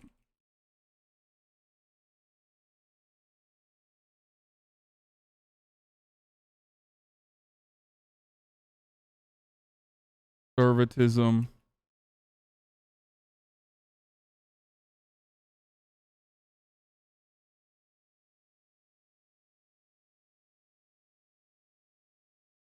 Out of the fear of another man pleasing your wife.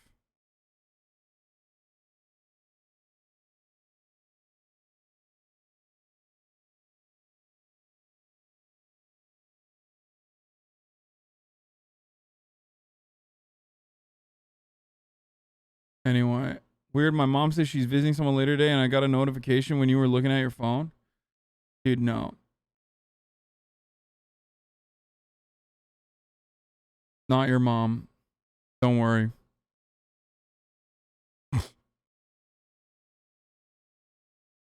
Okay.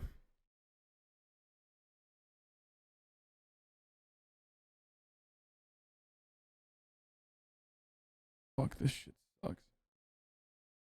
Also, happy birthday, Bernie Sanders. Bernie Sanders turns 80 today.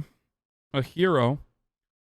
Obviously, you know, he's done more for the socialist movement in this country than any other person I can think of, any other singular individual I can think of in the contemporary socialist movement. So much so that there's an entire fucking cadre of individuals who have learned about socialism as a consequence of Bernie Sanders making it more mainstream. And now, you know, make all of their Substack bucks from shitting on Bernie Sanders and AOC and others who Bernie Sanders has also motivated by claiming that they are more to the left than a guy who has been advocating for the same fucking causes of social justice and economic equality for basically since socialism was invented. Okay, our man is old. He's been around. He was in the fucking czar. He was in the palace. Okay.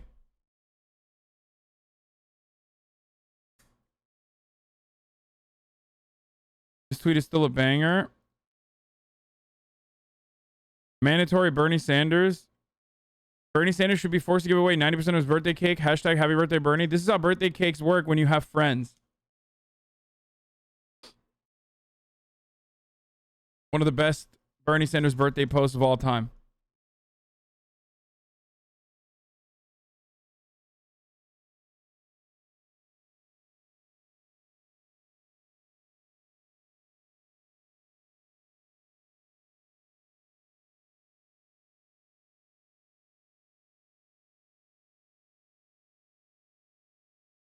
I didn't like. Let's hear what Bernie had to say about becoming a socialist. I didn't like power plays on the part of. Hold on, let's turn this off.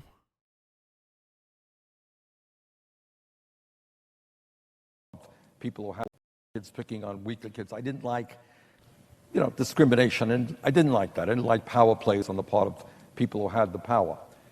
But that was just kind of instinctual.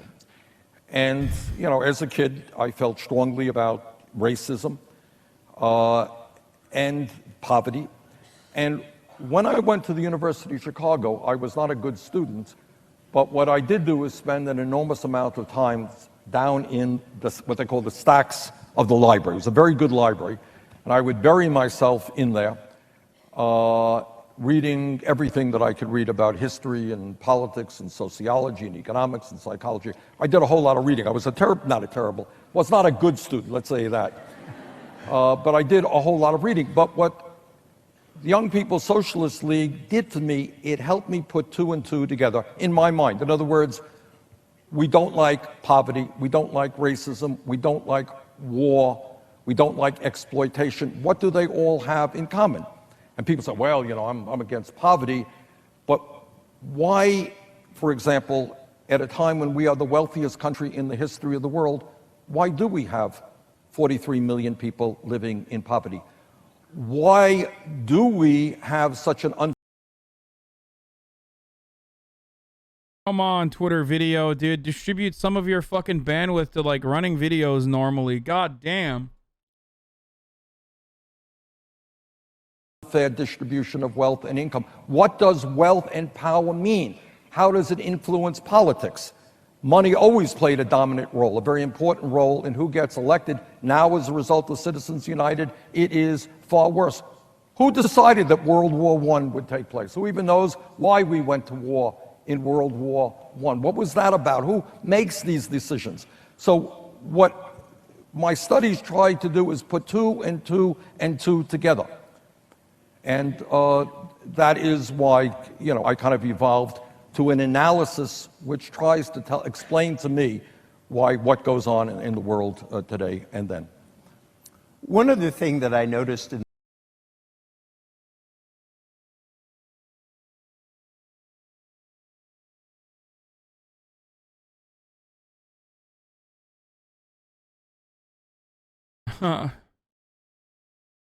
Good call, chatter.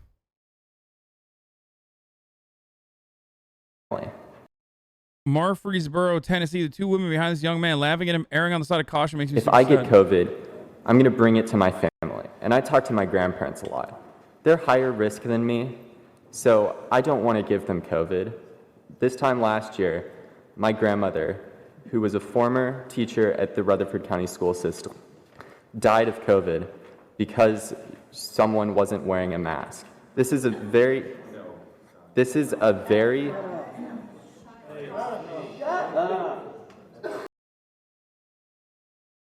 Fuck your grandma. It's like you're gonna die too, dumbass. I mean, you're also gonna die. Fuck is your problem?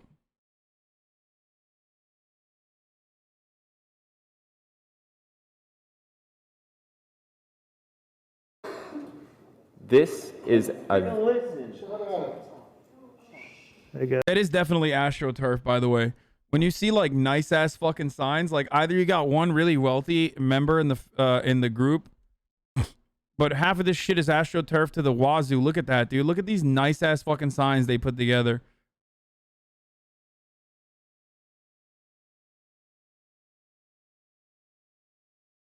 Guys, we're here to act professional. Please, sir, go ahead. Thank you. This is an avoidable issue, and by not wearing masks in schools, it's irresponsible. We're killing people. This is not something that we should be doing for the education of our students. Thank you. If I get COVID, I'm going to bring it. I don't know why they AstroTurf this when they know they're mainly killing their own supporters, galvanize the base. Conservatives don't care. Like, they don't care about directly killing their base. They listen to their base more than the Democrats do. So there are legitimately people in the base that like demand this sort of thing, right? They want this. So they recognize that this is a popular thing to like advocate for. And when it's a popular thing to advocate for, it actually it creates more support in the base. That's why they do it. Last thing I want to show on the California recall here is next governor, potentially Larry Elder, talking about Lila Rose endorsing him. Hi there. So nice to meet you. I wasn't going to vote in the recall, but then I heard that Lila Rose endorsed you, and that to me is why I'm going to turn out to vote. So I really appreciate all that you're doing. I got attacked on the endorsement by the left, of course. And I'm serious when I said, they ask me about abortion all the time. I said, if you ever ask Gavin Newsom, at what point is too long? How about 8 months, 3 weeks, and 2 days? How about that? Nobody ever asked him that. Please ask us. But so, I mean, I know we can't get a fetal heartbeat bill like in Texas, but I mean, what can you do if you're governor? I can certainly make sure that I veto anything that's gone in the wrong direction. And I'm not going to be signing any bill that puts taxes in abortion. But, you know, this is the thing that gets me about the left. You keep asking me about Texas. We have left-wing people here, and 2/3 of them dominate. If Roe v. Wade is overturned, and I hope to God that someday it is, it goes back to the states. I hope to God it someday does. Yeah, that's penis. By God, that's penis music, folks. You know that. You know it. I know it. That is some certified penis music right there. Lila Rose is an American anti-abortion activist who's the founder and the president of the anti-abortion organization Live Action. For the record. Of course, Larry Elder, when facing, mainstream media, says stuff like, oh, yeah, I would never. Abortion is not a main topic. Abortion is not a topic I care about. But when he's on the ground talking to the voters directly, when he's talking to Republicans thinking he's in good company, he's like, yeah, fuck yeah, dude. Fuck abortion. And given how left-wing California is, the probability is nothing's going to change, at least not for a long time. Well, I think that, Donald Trump gave us a Supreme Court that's going to overturn Roe v. Wade. But I just want to make sure that, when you're in there, you can do whatever you can to stop the baby killing until that happens. Yeah. So we can stop the baby killing until that happens.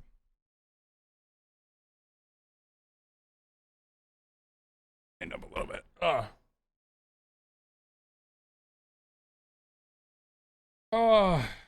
What's your stance on circumcision? Bad.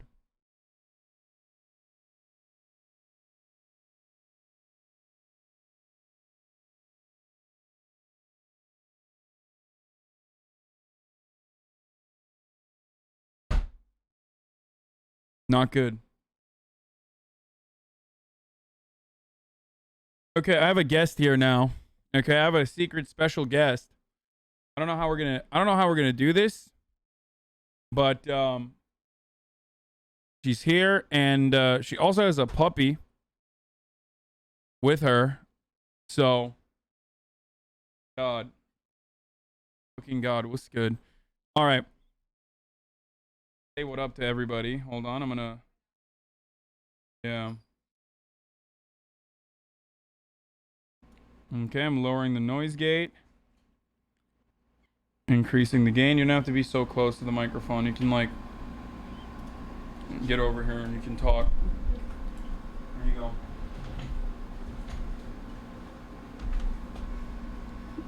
Hey guys. Here, move over to the right side. Oh my god, this thing. Oh my god, that puppy, dude. That's crazy. Hey. Okay. Hola. You don't have to get that close into it. I don't know. I don't know the so facts. this is the audio bar that you need to focus on. Got it. And you're good. But move more to the right. Here, if we are gonna stay in here together, then it's gonna. Okay, folks, it's Crotchy. Is that how you say it? Yeah. Okay. She's an artist. She's a model, right? Recent puppy mom. What's his name? Doesn't have one yet. Doesn't have one. Oh my god, he smells like a puppy. And also, what else? Crystal Mommy. Yes. Witch. Are you a witch? A little bit.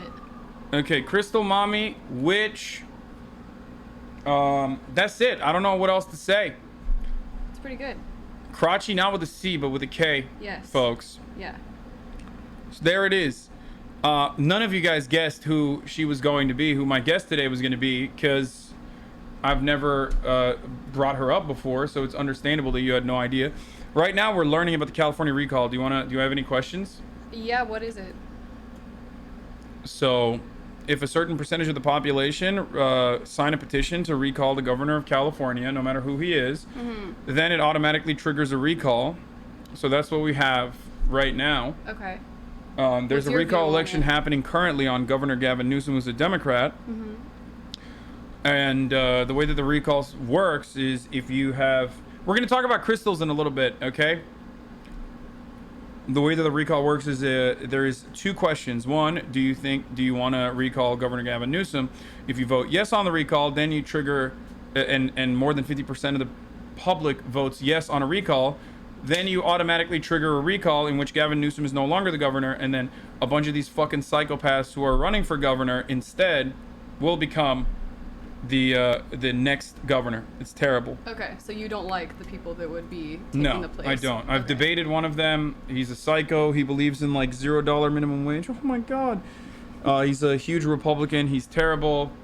Okay. And California has a lot of problems, but psychotic Republicans are not going to be the solution to those problems. Hold on.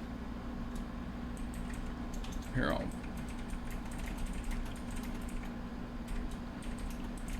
How do you even keep up with all this? I just read a lot.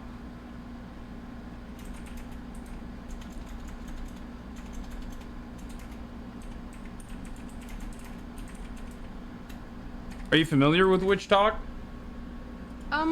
It depends. There's a lot of different corners of it. I've dabbled in a couple different areas. Do you have a TikTok? I do. Oh my god, what is it? It's Wallagoot. How do you write it? W-A-L-A. Oh yeah, you can't write it. You have a pupper. I forgot. Just put it down. What do you mean it? It doesn't have a name yet. Okay, so they say him then. Is it safe to put? Yeah, of course. It should be fine. I mean, I don't know. I haven't really thought about like whether it's puppy proof here or not. I mean, you can put him up here in his little cage and like put him over here. Probably bark. He'll bark? Does he bark? You can also put him outside for a second so he can pee if you want. Yeah. Like get him to pee first.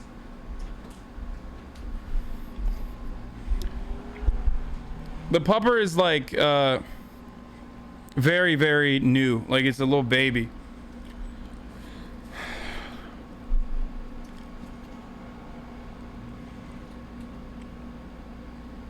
Oh, you found it? Okay.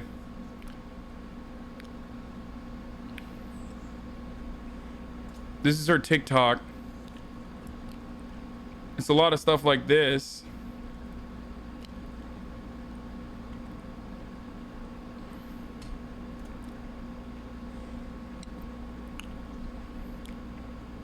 All I hear is gum chewing. Oh, you guys can hear my gum chewing? She was on Stephen Colbert. Wait, what? Is there a secret to a great selfie? I think there is. Oh shit! You were on Stephen Colbert? Yeah, a very long time ago. Oh my god, I'm playing it. Nope, we're watching it together. Actually, you come here and get punished for going on Stephen Colbert and teaching people how to do a selfie. Hold on. It's so bad. You have a Twitter? Oh, I can't even walk. Okay, roast me. Hello. He's underneath us. Oh my God, did he pee? Yeah. Hey, what?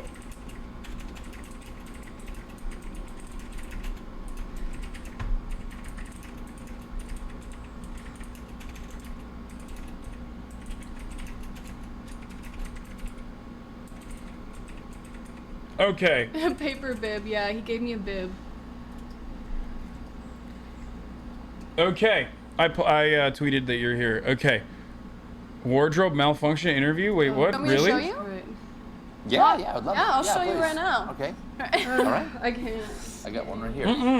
Okay. Oh, you got one too? I got one too. They All right, gave me. there break it out. Okay. No, you do yours and I'll do. Oh, we're gonna you do stuff. two at the same time? Well, yeah, because See, they're one with the selfies. cringe. They're not. Can I get you some duct tape?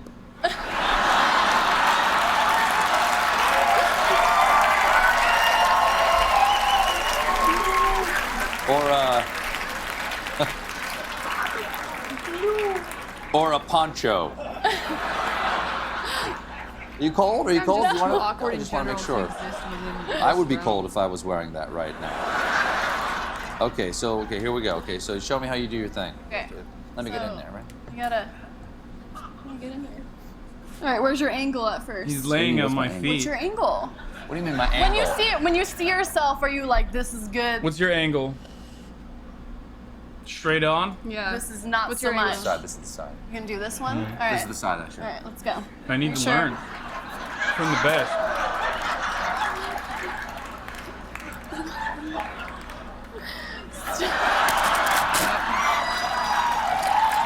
Kind of fucked up. It is a little bit. That's very fucked up. Yeah, it was an extremely awkward, probably the worst moment of my life. Yeah, he made it so much worse. Like, yeah. you think he he would, only focused on that element. you think he would be able to fucking, you think he'd be able to do that shit with like a, you know, like a Hollywood actress or some shit? No way. No, it was because I was a nobody, but you know. You're nipping on my foot. Should I get in? No, it's fine. It's fine. That is fucked The up. dress wasn't falling down. It was just I was uncomfortable because I didn't pick my outfit. You ready? Sure. Why is he barking? What? What's up? I think he wants attention, maybe. That was beautiful. Wants to be held. That actually wasn't as bad as I thought it was gonna be. Check her YouTube too. You have like art and stuff. Wait, can I show this? Is there titties in this? No, I do exclusively non-titties now. No, okay, well, the reason why I fear is like Twitch has like different restrictions on what you can and can't show, you know what I mean, than YouTube. Oh. Yeah, I mean, it's completely original content, even the music. No, that's not even the problem. Is there nudity at all? No, it's an animation, 2D.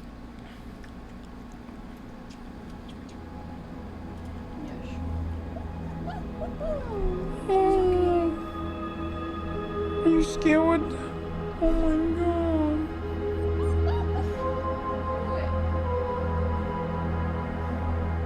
Maybe he wants to be up there, but I wouldn't. Okay, so this is your latest art project, right? Yes. All right, describe what this is before we start. So this is kind of a Can I hold him? visual representation of shadow of self and kind of how you can be in a really positive position in your life, but then one thought or one action, one thing that happens to you can totally derail what you're going through and the positive path that you're on. And then it can kind of just slowly suck the color out of you and turn you into a shell of yourself. He's trying to climb me and lick my face. Hey, look at how happy he is! Oh no! It's a dog dad. I am a dog dad. Hello. Don't you have dogs? I used to. Fish, but he passed away. You met Fish got another before. one. No. The other one is my brother's, Fiona. Hello, little baby.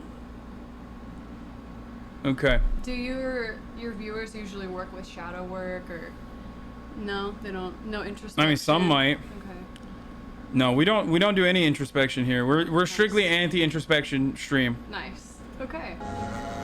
Then this will be absolutely just shoot right over everyone's head. All my viewers know is cussy.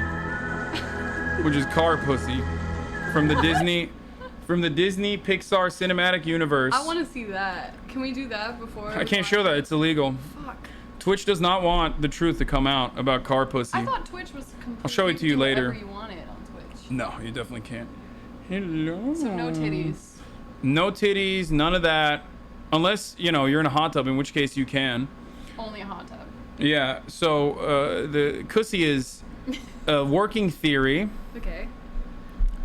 That, in the Disney Pixar cinematic universe of cars, there are male cars, female cars, and baby cars, which implies the existence of a car pussy to be able to have car sex. That's what pussy is. Wow. I feel like they probably have a porn of that on Pornhub as well. There's a porn for everything. Rule 34 is, designed for this. Okay, let's watch your introspection video though, and then we'll do introspection on the pussy. Okay.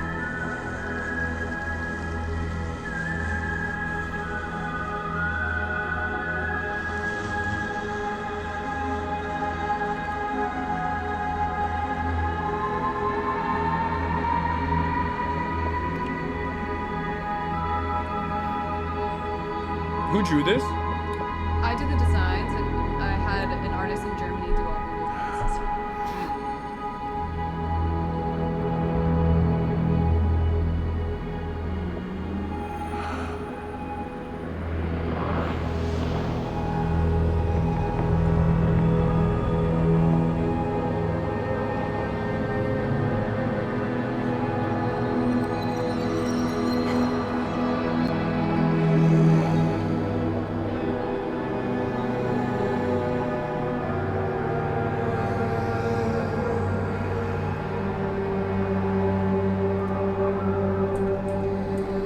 Tag the parody account.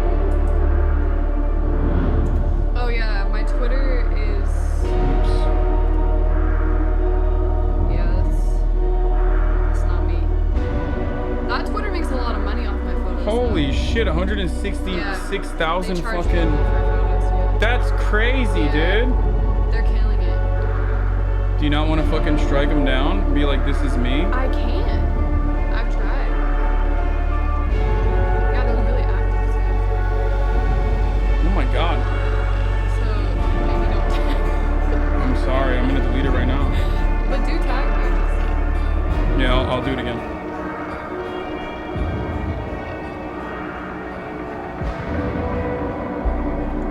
Why does everyone compare my work to being on drugs? Just because it's colorful? This literally looks trippy as fuck though, no? But I made this completely similar.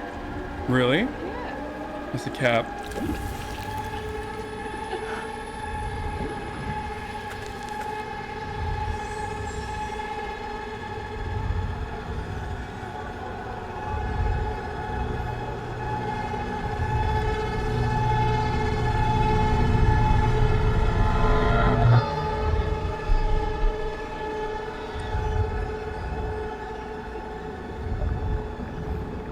I think it's personally more wild that you did this sober. Probably because I've done drugs in the past.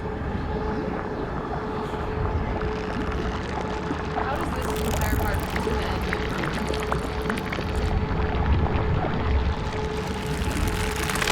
It's very hard to focus on anything when I have this beautiful little puppy on me, but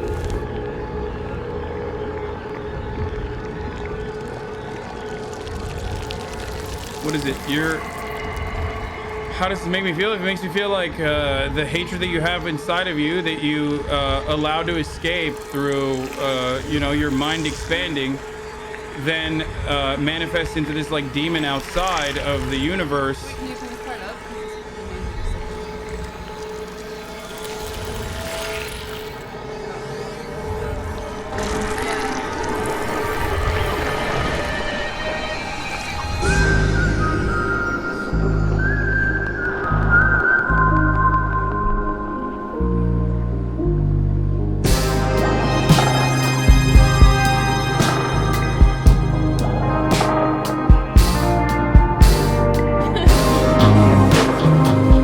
COVID?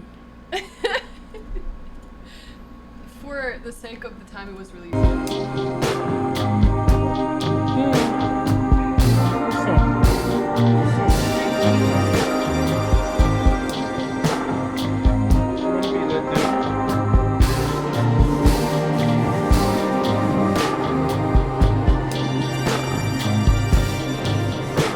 Put him down.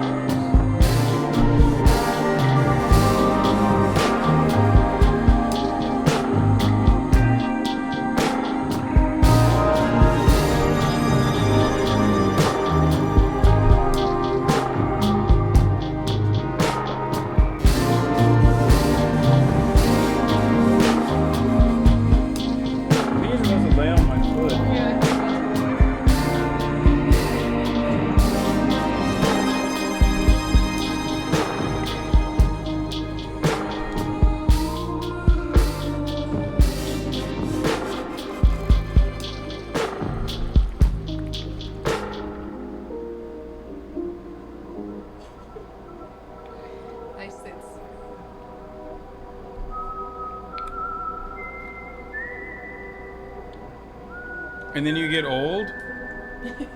Is that what it is? That's the version that has had the color all taken away from it.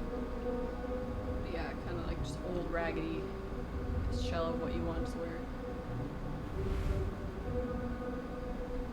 Okay, this is terrifying, dude. Are you scared? I thought this was supposed to be like happy and, you know. Is that what you're getting from it? No, I'm not getting that anymore at all. What are you getting? I'm getting sadness. It's a very sad video. So that's my most recent one. I feel like what happened there is it took a turn that I did not expect it to. Hold on, you know what I'm gonna do? I'm gonna lay down a. Well, baby, you're asleep. I wish you guys could see the puppy. It's so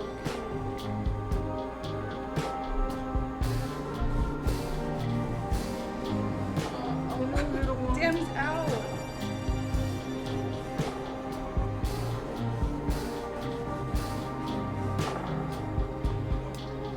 Better. Trust me. Okay, so. Thank you. Oh my god, it is out, dude. Yeah. Dang, I didn't know how tired he was. Oh. Oh. So, okay, explain to everybody what's going on while I take photos of your puppy. Yeah, so basically, as I said before, just how you can so easily be taken off a path and follow a negative thought until it really absorbed your entire life and you believe that sad fear mindset. And so I wanted to sort of portray that because that's what I was going through at that moment in my life. But was it during COVID? yeah, it was. It was during COVID? Yeah, a very That dark makes time sense. for a lot of people.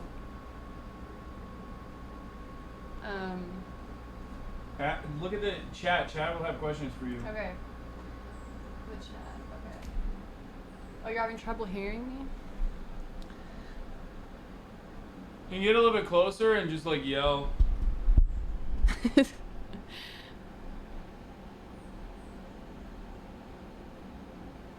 I'm good. It took 2 years to animate and do the music. So people are saying the beginning of the video made it seem like the person was peering through the cloud of unknowing. Yeah. Is that what's going on? Yeah, and instead, I feel like when you're looking into the cloud of unknowing, you can really pick which direction it goes in. But it's much easier to just pick a negative path. So that was kind of what that was, going with anger and sadness. Chatters are saying that this is what happens when you take ivermectin. What is that? Horse dewormer paste. What is up with that? I keep hearing about that. So Didn't Joe Rogan do it? yeah, Joe Rogan and everyone else that's like Republican Okay. have been saying that vaccine. I just threw the trash out. Saying that vaccines are bad, and that we should question them, and we should be fearful of them.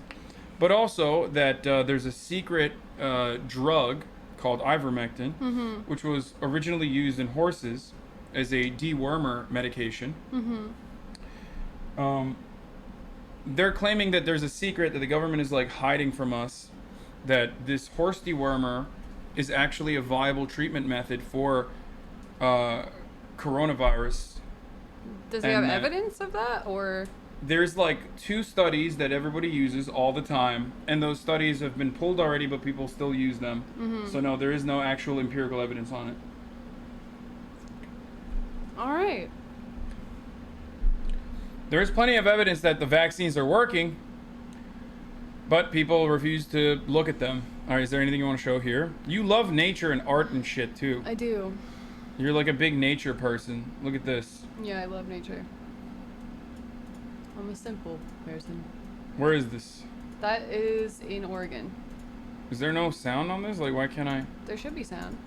It's not letting me. Maybe they took the sound off. They do that a lot on TikTok. Do you have a TikTok? I do, but it's nothing. Like, I never post on it. I wonder what's gonna happen with that. I feel like it's completely controlling labels right now. Yeah. I have a witch question. Please see me. Shadow work is so hard. Every time I try, I just cry and don't make much progress. Do you have any tips for good shadow work? I would say to really feel the thing you're feeling. And don't worry about it. You keep standing in the way that makes you comfortable. I'll fix it. I don't know. Standing on your tippy toes right now. Yeah. It's a hard question because everyone deals with emotions differently, but I think that like acknowledging that you feel like shit and not running away from it and waiting until it passes and really giving it the space to feel it, I guess, is what I do. But I'm working on myself every day. I'm not a finished product. What's going on with the tattoos? Oh, it's a puzzle piece. All right, move it over to this side. Move it in front of me. Yep, there you go. Because the chat is right there. Okay. How do you handle negative emotions? I just fucking push it down. Okay, it's a classic man answer. I push down all of the negative emotions and then I get really mad and I pop off on motherfuckers like crazy. And you think that's good? I just yell at people, and sometimes those people deserve it, and a lot of times. And then sometimes they do not deserve it. Mm-hmm. And then I feel terrible and I apologize, but you know. All right. Well, there's also that. So I guess. Look at my crystals. Oh. Okay. Tell everyone what these are. Do you want like yerba mate or some shit? I would love a mate. I believe this is tiger's eye. What do you prefer out of the like cherry lime, watermelon, or? Surprise me. Okay. I don't know what these are. These aren't even. Are these even real crystals? I think this is opal. I don't know. This one's like zero sugar though. The only yerba mate I have is like sparkling cherry, like it's like zero sugar. I'll still take it. This one, I don't know. You guys tell me what this one is. Oh, that's azulene? It's shungite. Shungite. No, it's not shungite. Wait, do you not know shungite? No. What is that? Fake crystal mommy exposed. There you go. Nothing further. I never said I wasn't. You're a fake crystal mommy. You don't know what shungite is, So dude. be it. Not shungite. That guy's locked up in prison. No, I don't know what that is. Can you show me? What is it? There's one right here under this Warhammer piece. Shungite.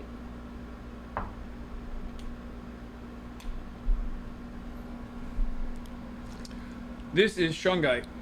All right. It is supposed to push away the 5G coronavirus. Okay. I don't believe in any of this stuff, but you know, some chatters do, and they love sending me this shit. I went through a phase where I did believe the 5G was going to just fry our DNA. Oh my god. It's not. I wish. We don't have infrastructure to be able to even have 5G all around the country yet, let alone have that 5G radio waves like murder everybody. You don't believe that it's doing anything to any energies in the world? Like having constant like radioactive waves and shit? Probably. Yeah. I'm fine with it. We're in it. As long as Yeah. we're on Earth, we don't really have control over I don't know about energies, but it's probably not super healthy, but what are you gonna do? I think the worst thing though is not necessarily what it's doing to us energy wise, but like what it's doing to our conscious. Being interconnected with every single person and having access to so much information and constantly hyper focusing on a fake reality that is like not in the physical space and literally doing things and changing yourself and attitudes and things that you do in the physical space exclusively to win numbers over in a non-real, non-physical space, that's very different than anything that anyone's ever done throughout the history of mankind. And I have no idea how that's going to long-term change people's attitudes long term. I think we see stuff like cyberbullying. We see things of that nature already happening. We see misinformation campaigns that are incredibly successful, and we have no method of actually dealing with it, unfortunately. But I think it's just a consequence of growing pains. Another growing pain is when I run an ad that I have to run right now, a 60-second one, chat. But you already know, okay? You can avoid the ads if you subscribe for $4 because it's September, for free with a Twitch Prime, or if you use an ad block or a VPN. But here's the 1 minute ad break now because I forgot to run it at the top of the hour. Okay, you already know. Twitch Prime is free.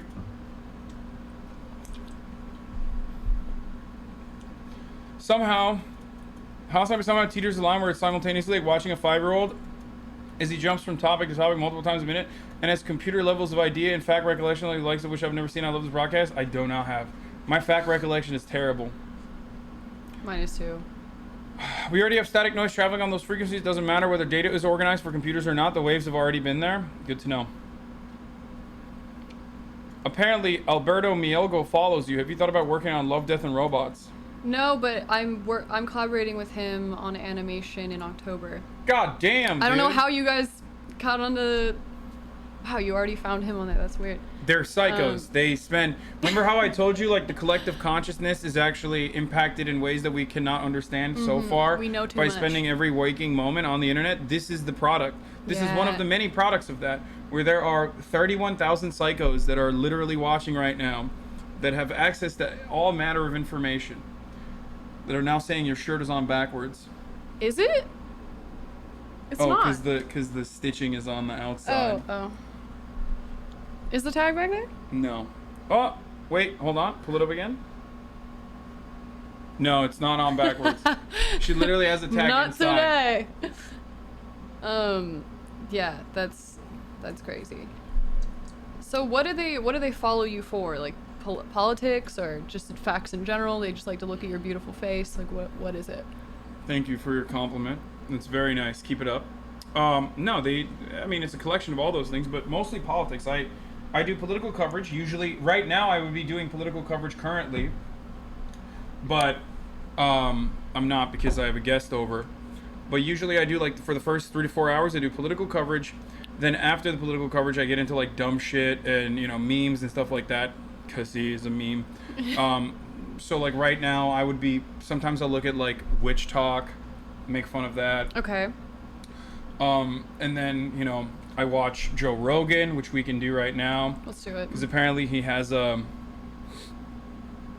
He has some good guests on though. The person Yeah, that of was course. from North Korea was a really amazing. That person is a psycho. Why? Oh my god. This is what I mean about Joe Rogan's reach. It's so damaging. Why? I love him. That person from You don't North think Korea, what she's speaking about is true? No, I think there's a lot of truth to what she's saying. I think North Korea is like terrible, okay? Terrible, terrible place. There are obviously different factors other than like the fact that it's like basically a fucking monarchy, like a theocratic monarchy that is really brutal. But she's a grifter because she takes that experience and like has done college tours for Republicans where she literally has likened her education that she got in Columbia University to North Korea. The moment that you do that, I'm like, you're not a serious person. You're not an honest broker. You're a fucking grifter. Okay. But I mean, I'm pretty sure she's like, I think it's important to get the message out about the What? places About- around it, like North Mongolia Korea? and China. like you think people don't know North Korea is bad? No, I'm saying once she got out of North Korea, it didn't stop there. There was a lot of other surrounding evils that I think was good to illuminate. I think the greatest evil on this planet is the United States of America. You're probably right. I think we are pound for pound significantly worse than North Korea because North Korea couldn't even dream of destabilizing and causing. Yeah, you can sit. We can sit down. I can bring Let's sit down. Let's do that. Hold on. Let me see. How will I move this stuff around real quick? I'm gonna try not to. Hold on. No. He's sleeping. Don't move him. My back is like My lower back is so fucked up. Deadlifts? Yeah. Deadlifts fucked my back up too. Yeah, it's not good. Okay, you sit on this instead of the fucking main chair. I mean, I have a fucked up back. I'm a bad guest. I mean, I'm a bad host, sorry. You sit on the shitty. Yeah, you sit on the shit. I mean, this is your vibe though. This is your aesthetic. That's a nice chair. See, I knew you would like it. Very Mid-century modern. Yep. I know, I'm looking for stuff right now. Look at the puppy. Hi. You going to sleep? Okay, watch out. Is the yerba mate good? Yeah, I feel spazzy already. Really? Do you Feels not drink a lot of caffeine? I do, but every time I do it, I get stressed out, and then I keep doing it though, because I get shit done. Hell yeah. This has become like a meme now. I just bring hot girls over and make them watch Joe Rogan. I'm just gonna keep doing that, I think. It works. It's a good business plan. In my series, in my series of bringing hot girls over and forcing them to watch Joe Rogan, we have Sarah McDaniels, aka Crotchy, here in the building. Okay. And today we're going to be watching The Gatekeepers of Information, Joe Rogan's latest broadcast, talking about. Is this just him talking to himself? No, he's going to be talking to, I don't know who the fuck he's talking to. Okay. This is from a JRE episode 1704 with CK Chin. I have no idea who that is. Okay. Okay. So let's see what happens there. Someone threw an egg at Larry Elder. Okay, hold on. Let's look at that first. That's hilarious. A flying egg narrowly missed the back of the recall candidate Larry Elder's head. He's terrible. I hate him. Why? Does he deserve the egg? Oh, he... I mean, I can't... He looks like Mr. Burns. Oh, shit.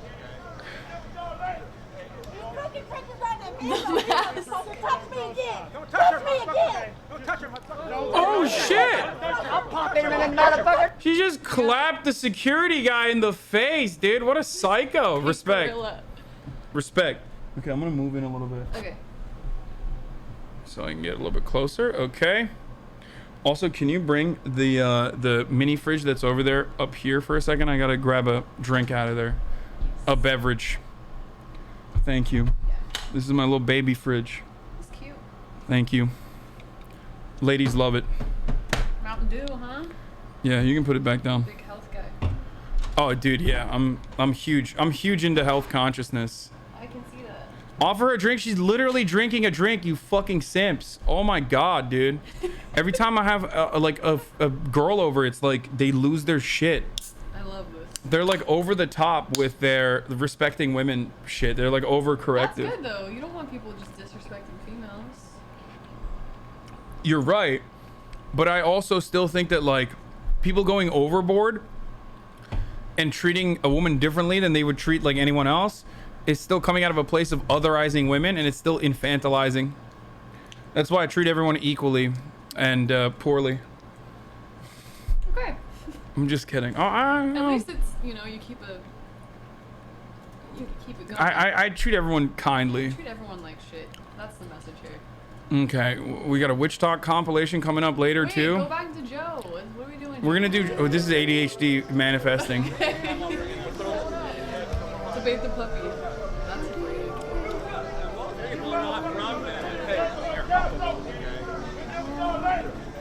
Fucking pressure right them hands on me, motherfucker. Touch me again. Touch me again. Don't touch her, motherfucker. She fucking swung at him too. Look at that. Yeah. Don't touch me again. That's terrible form. Don't touch her. Yeah, she did. Okay, sorry.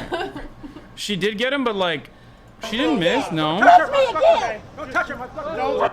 She did miss. No, she didn't get his face. I think she got his shoulder. It was a good shoulder knock. I hear a connection. Yeah, I'm surprised they didn't beat her ass. I'm popping him in that motherfucker nose. There's so many people around. What did you do?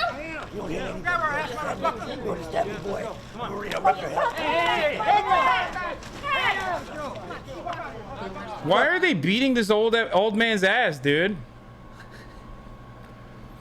Instead of fucking Larry Elder. Dude, these people are vicious, by the way. What's going on? Get that sorry piece of shit out of here. Oh my god, they're trying to kick him. What did he do? Get that piece of shit out of here. Are you having girls on for dates so you can get chat's approval? Yeah, totally. That's what I'm doing. Instead of beating Larry Elder's ass, they just like beat one of his like security's ass, I feel like.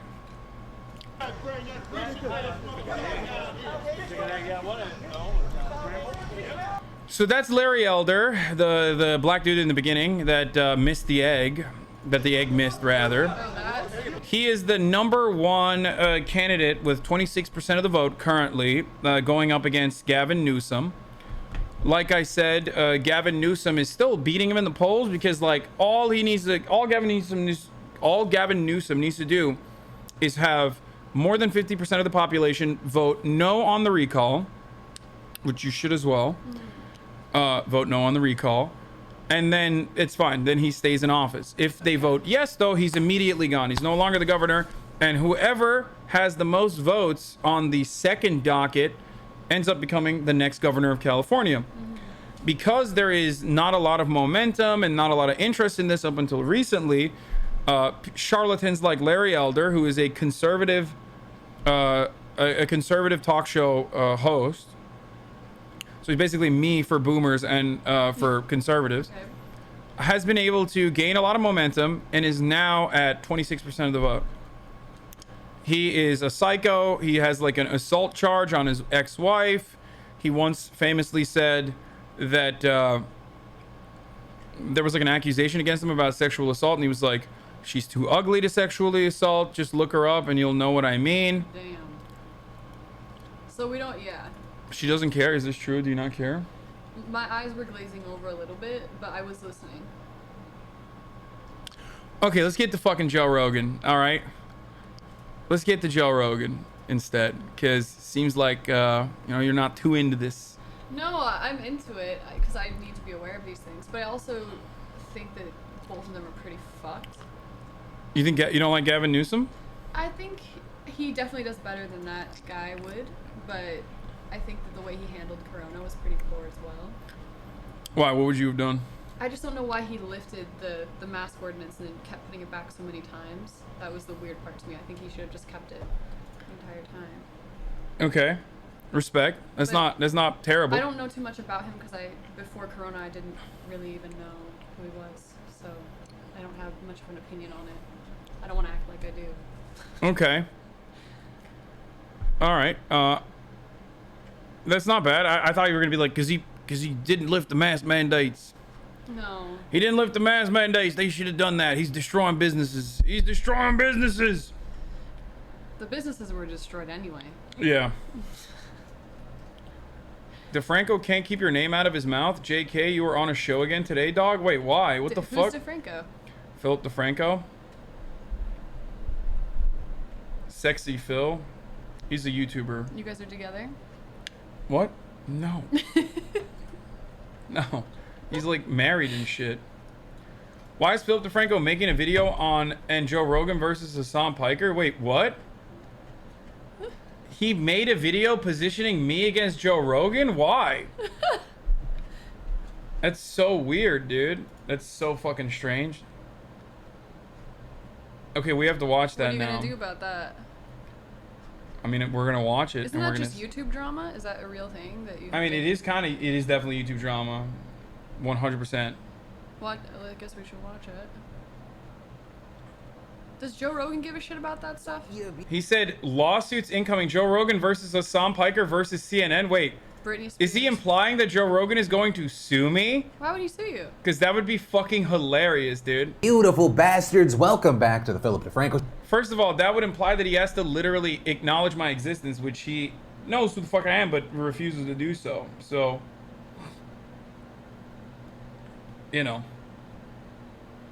Joe, and a quick thing before we jump into it. Yesterday, it turns out I did a push for cred.ai/Phil that was too effective and successful, and their site literally thought y'all were attacking them, which is why I believe like tens of thousands of you weren't able to get through the application process. If you want to still head over there, it should be all fixed today. They handled it relatively quick. It was my fault. They thought I was going to be pushing Thursday. It was actually Tuesday. It happened. Yeah, you should be all good to apply and get your badass metal black card. With that said, buckle up, hit that like button, otherwise I will punch you in the throat, and let's just jump into it. And the first thing that we're going to talk about today, massive implication from Australia's High Court could have massive implications for how which news one companies is it? regulate the content they post to social media. And that's because yesterday the court said the fact that it does victim.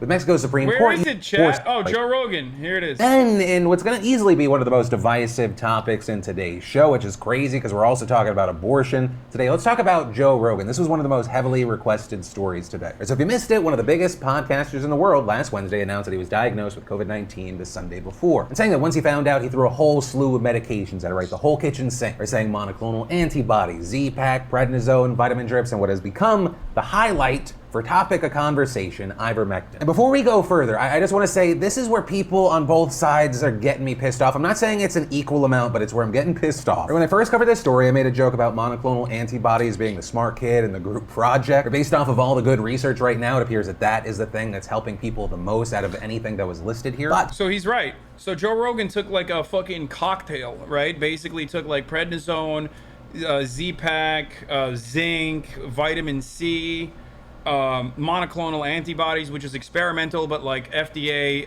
approved, or at least emergency authorization has existed for that. It's what the president took. And he also took ivermectin, okay? Ivermectin is what I just described to you, which is like literally horse dewormer paste. It has applications for human beings as well, but it has no research whatsoever, despite the fact that people have tried to find research or funded research to see if it's effective at curing or effective at treating COVID. There is no proven peer-reviewed research that has come out, and all the research that's come out that shows it being effective as a treatment is falsified and pulled, despite the fact that people still, claim that those studies are good. And another problem is that a lot of people are not taking the proper ivermectin because they can't go to the doctor and be like, give me the horse dewormer ivermectin. So instead, they're trying to get it from the America's Frontline Doctors, a group of like charlatan doctors that originally pushed the also now falsified cure that you never hear about in the form of hydroxychloroquine. One of the doctors that pushed that, literally, that got recognition from the president, came out to be like some psychotic woman who believes in demon semen, who believes that like, women are being impregnated by demon semen, and, she's crazy. Like ghost sex? Yeah, Okay. shit like that. All right.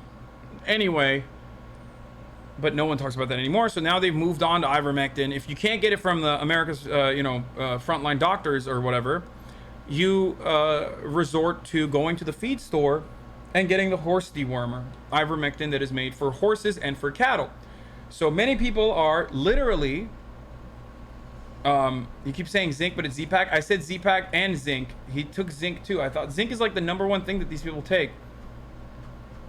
Anyway, let's to my keep going. friends on the left or vaccine supporters or however you identify, ivermectin isn't just horse paste. Yes, it is commonly known for its animal formulations that are meant to treat or prevent parasites in animals. And there has been an issue of Americans actually taking the animal formulation, which is a problem. But also, like when Never mind, Philip DeFranco is literally explaining. last reported, I said, I hope that Joe Rogan didn't dive down the rabbit hole that he's taking the human version. There are ivermectin tablets that are for human beings. They're used usually in very specific scenarios, things like treating very specific parasitic worms. There are also topical versions for like rosacea and lice, but also for those who are choosing ivermectin over getting vaccinated right now, understand it is not approved by the FDA or recommended by the FDA for COVID-19, but also FDA recommends against using it. Merck, the pharmaceutical manufacturer that makes ivermectin, also recommends you don't take ivermectin for COVID-19. So then for both sides or everyone in this story, there are clinical trials trying to see if there is any way that it helps. Right, so while so many people are treating this like a black and white situation, there are shades of gray here. I still would not go out and recommend you take this because the FDA is not saying it yet. Then to take us back to the core of this story, if you're criticizing Joe Rogan like I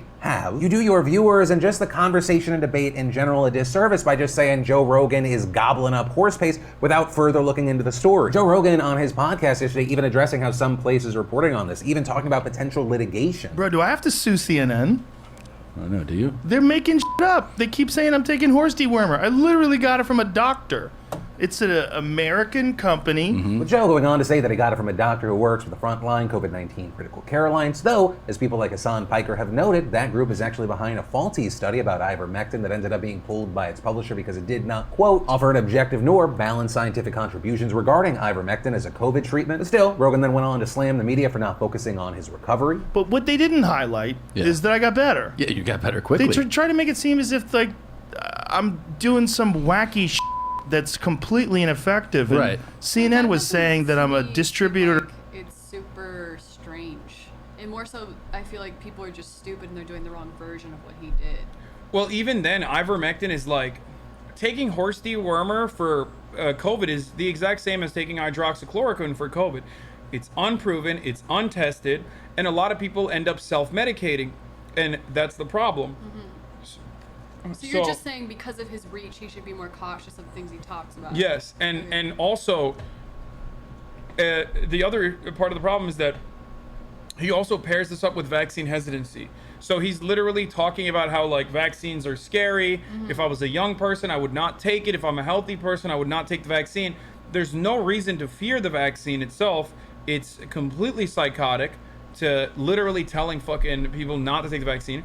Since then, there have been more than 400 instances of overdosing on ivermectin as a consequence of people saying stuff like, you know, the vaccine is bad and ivermectin is good. Ivermectin is not an effective, tested, proven treatment for COVID. Monoclonal antibodies, however, are, which he also took, which he neglects to mention all that much in the video and hyper-focuses just on the horse dewormer or ivermectin. That's the problem. The problem is people like Joe Rogan can get monoclonal antibodies and they can get like ivermectin as well, and then, you know, talk about how wonderful ivermectin was in him getting better or whatever the fuck. Meanwhile, hospitals are full of people who did not get the vaccine, now have COVID, and now literally fucking only took ivermectin, so they might even have liver failure as a consequence of that, or even blindness. Right? Because there are side effects to taking horse dewormer or even overdosing on the human version of that. So now you got hospitals that are full, the ICU capabilities are fucking destroyed, and it's all directly a consequence of this misinformation spreading. But to me, again, that doesn't seem like it's necessarily, this should be a push for people to really do research. Because people don't do, like, they just listen to some godhead that they think has all the answers. But the real message here should be like, yeah, you're going to die if you just blindly take horse dewormer. Yeah, no, of course people are doing research. Like, there are plenty of studies that are... No, they are. There are plenty of studies that are being conducted on the efficacy of ivermectin as a treatment. There are so many of these studies that are coming out right now. It's at the heart of curing a disease and, like, reaching herd immunity. There's, like... We're tackling this issue on all fronts, right? The problem is... Some people who want to come across as subversive and like not listening to the government authorities because they're like so different and so unique are unironically advocating for faulty research and faulty studies conducted on fake cures, not to even make the fucking snake oil sales themselves, but to just simply get the clout off of the snake oil sales. So it's come to a point now within social media where like you can literally make more money not from selling the snake oil, but from like saying that you believe in the snake oil. You don't have to stock the snake oil. You don't have to fucking have like a surplus. You don't have to have any of the upfront costs of like building a snake oil empire. All you need to do is say, I'm selling you the snake oil. It's actually good. I took it. It's great. And people will follow you. But as far as like people doing research, this is something that you hear from a lot of hogs, like a lot of dumb people that are like, oh, I'm doing my own research. I'm doing my own research. And it's like, well, okay, your own research is, you know. I mean unbiased research, where you're not just trying to find the thing that you want to be validated. Well, empirical evidence and like actual research that comes from scientists and the FDA that looks at the combination of all this research and the CDC and all of these other fucking people is legitimate research. People that are looking for anecdotes that claim like, oh, well, I fucking took ivermectin and I'm fine, so it must be good. Or my cousin took ivermectin and he's fine, so it must be an effective treatment. Right. Those people are not doing research. What those people are doing is just, you know, personal biases that they are that they're trying to fulfill by looking for like those singular instance where someone will agree with them. That's why you see it, like 96% of doctors said that they've gotten the vaccine. 96%. This was in July, and in the remaining 4%, 50% of the 4% said they are going to take the vaccine immediately. So that means 2% of doctors have not taken the vaccine thus far. Why in the ever-loving fuck would you go to the 2% of doctors that haven't taken the vaccine and be like, I'm going to listen to you, and not the overwhelming number of people that have already gotten the vaccine that know more than we do? Why would you not go to the epidemiologists? Why would you not go to the pharmacologists and instead literally look at just the fucking, dumbass group of individuals that are like, I'm a neuroscientist and I have a podcast, so listen to me tell you about this other cure. Yeah, I see that. Are you bored so far? Everyone keeps saying I'm bored. This is just my listening face. No, they're being simps. They're saying that you're bored because they're like hyper focusing on you and want to make sure that you're well taken care of and not being bored. I am here. I am present. Yeah. I'm excited. I'm gonna queef. Of misinformation. Oh, that's that is how Americans say amına koyayım. Amına koyayım is a Turkish curse. It means I'm gonna fuck your pussy. Very common Turkish slur that you say, and it sounds like I'm gonna queef, so people say that. But we've also seen people pushing back on Joe Rogan here, arguing that it's been well documented that Joe has spread vaccine misinformation, that Joe Rogan has actually acknowledged that he has spread untrue things himself, with his general defense being, I, Joe Rogan, am a moron, you shouldn't listen to me. And as far as pushing back against people saying you're doing some wacky shit that's just completely ineffective, well, yes, there are people that are doing that. I think the actual thing is way more complicated. But if you look through a lot of his comments, the main takeaway for a lot of people is ivermectin by itself stopped Joe Rogan's COVID in its tracks, with very little credit being given to the smart kid in the... She's bored, she'd rather be with me. That's at the heart of why they're behaving like this. Let's hang out, Snika, or... Whatever I couldn't catch his name. Don't say that. Oh no, That was his username. No, that's not what I meant. I meant like, when you say that, you give him hope. What do you think about Donald Trump doing a 9/11 fight at Hard Rock Hotel and Casino between Holyfield? It's very real. I feel like this is the depths of the universe that I try not to be aware of. Wow, it's the most anticipated heavyweight fight of the year, though. Really? Why? Why do we like to watch old fighters fight each other? Yeah, why do we like that? Can someone explain that to me? Commentary from the previous president. Are you kidding me? Wait, an IRL witch? Wait, what is this? An IRL witch transforms you? I'm Spencer Pratt. I don't. You know I me can't from with winning this Snapchatter of the Year, or maybe you remember me from the Hills, and you probably hated. One of his. Oh my God, this is so good. Thank you, Themasius. Is this the one I hated myself also. Yes. This is horrible. No! I became a monster. You guys are so I set out on a new journey to find love, to heal my mind. Isn't Spencer Pratt dope though? He's like, I think he's friends with like Jack and Jack Wagner and oh my God, my brain is stopped. Just the fucking. He's friends with some people that I'm friends with. I thought, isn't he cool? He's Is he himself, and that's why it's cool. Okay. He doesn't In give a body and spirit. And now I want to share these life lessons. Spencer Pratt will heal Brandon you. Wardell is what I was thinking. I can't believe I forgot Brandon's name for a second. Today I'm hanging out with my homie Sarah McDaniel, aka Crotchy. Sarah is a mom. You look really good though. I mean, at least even in fucking are those jorts, Please, dude? can we please? No, is that a jert? A jert? Listen, when you're a model, you don't get to pick what you look like. You're Well- just a hanger. So this isn't like me on a normal Saturday. This you is know? literally her on a normal Saturday. She's lying, Chad. She like actually was wearing this, and I was like, "What the fuck are you wearing?" And she changed her outfit to this. She's lying to you right now. Can we She go came back to She came in the jorts the before horse she was. dewormer? Yeah. Okay. Model. Sarah is a YouTuber. She's a stop motion video producer. Trust me, I've done some fucking cringe ass shit too. I want to okay? see something cringe of you. All right, we'll look at that in a second. After Sarah this. is also known to be a conspiracy theorist. Put in simplest form, the delete button for the entire universe based off the physics we know right now, which also could be false. She suffers from what? What the fuck is that, dude? Wait, hold on. Wait, that's taken from. God damn it, You dude. don't even have the whole video. The It's amount of taken out power that hot girls context. have is insane. Cause like, she just said this and I was like, wait a minute, what? I didn't know about this delete button. That's crazy. It's based off an article, okay? That was When taken she out of said that, context. I was like, wow, that's I'm inclined to believe you now. How do you feel? You have like, with great power comes great But responsibility. if you heard everything that came before that, it is based completely off of science, what I was talking about. The universe based off the physics we know right now, which also could be false. So you think there's a delete button on the universe?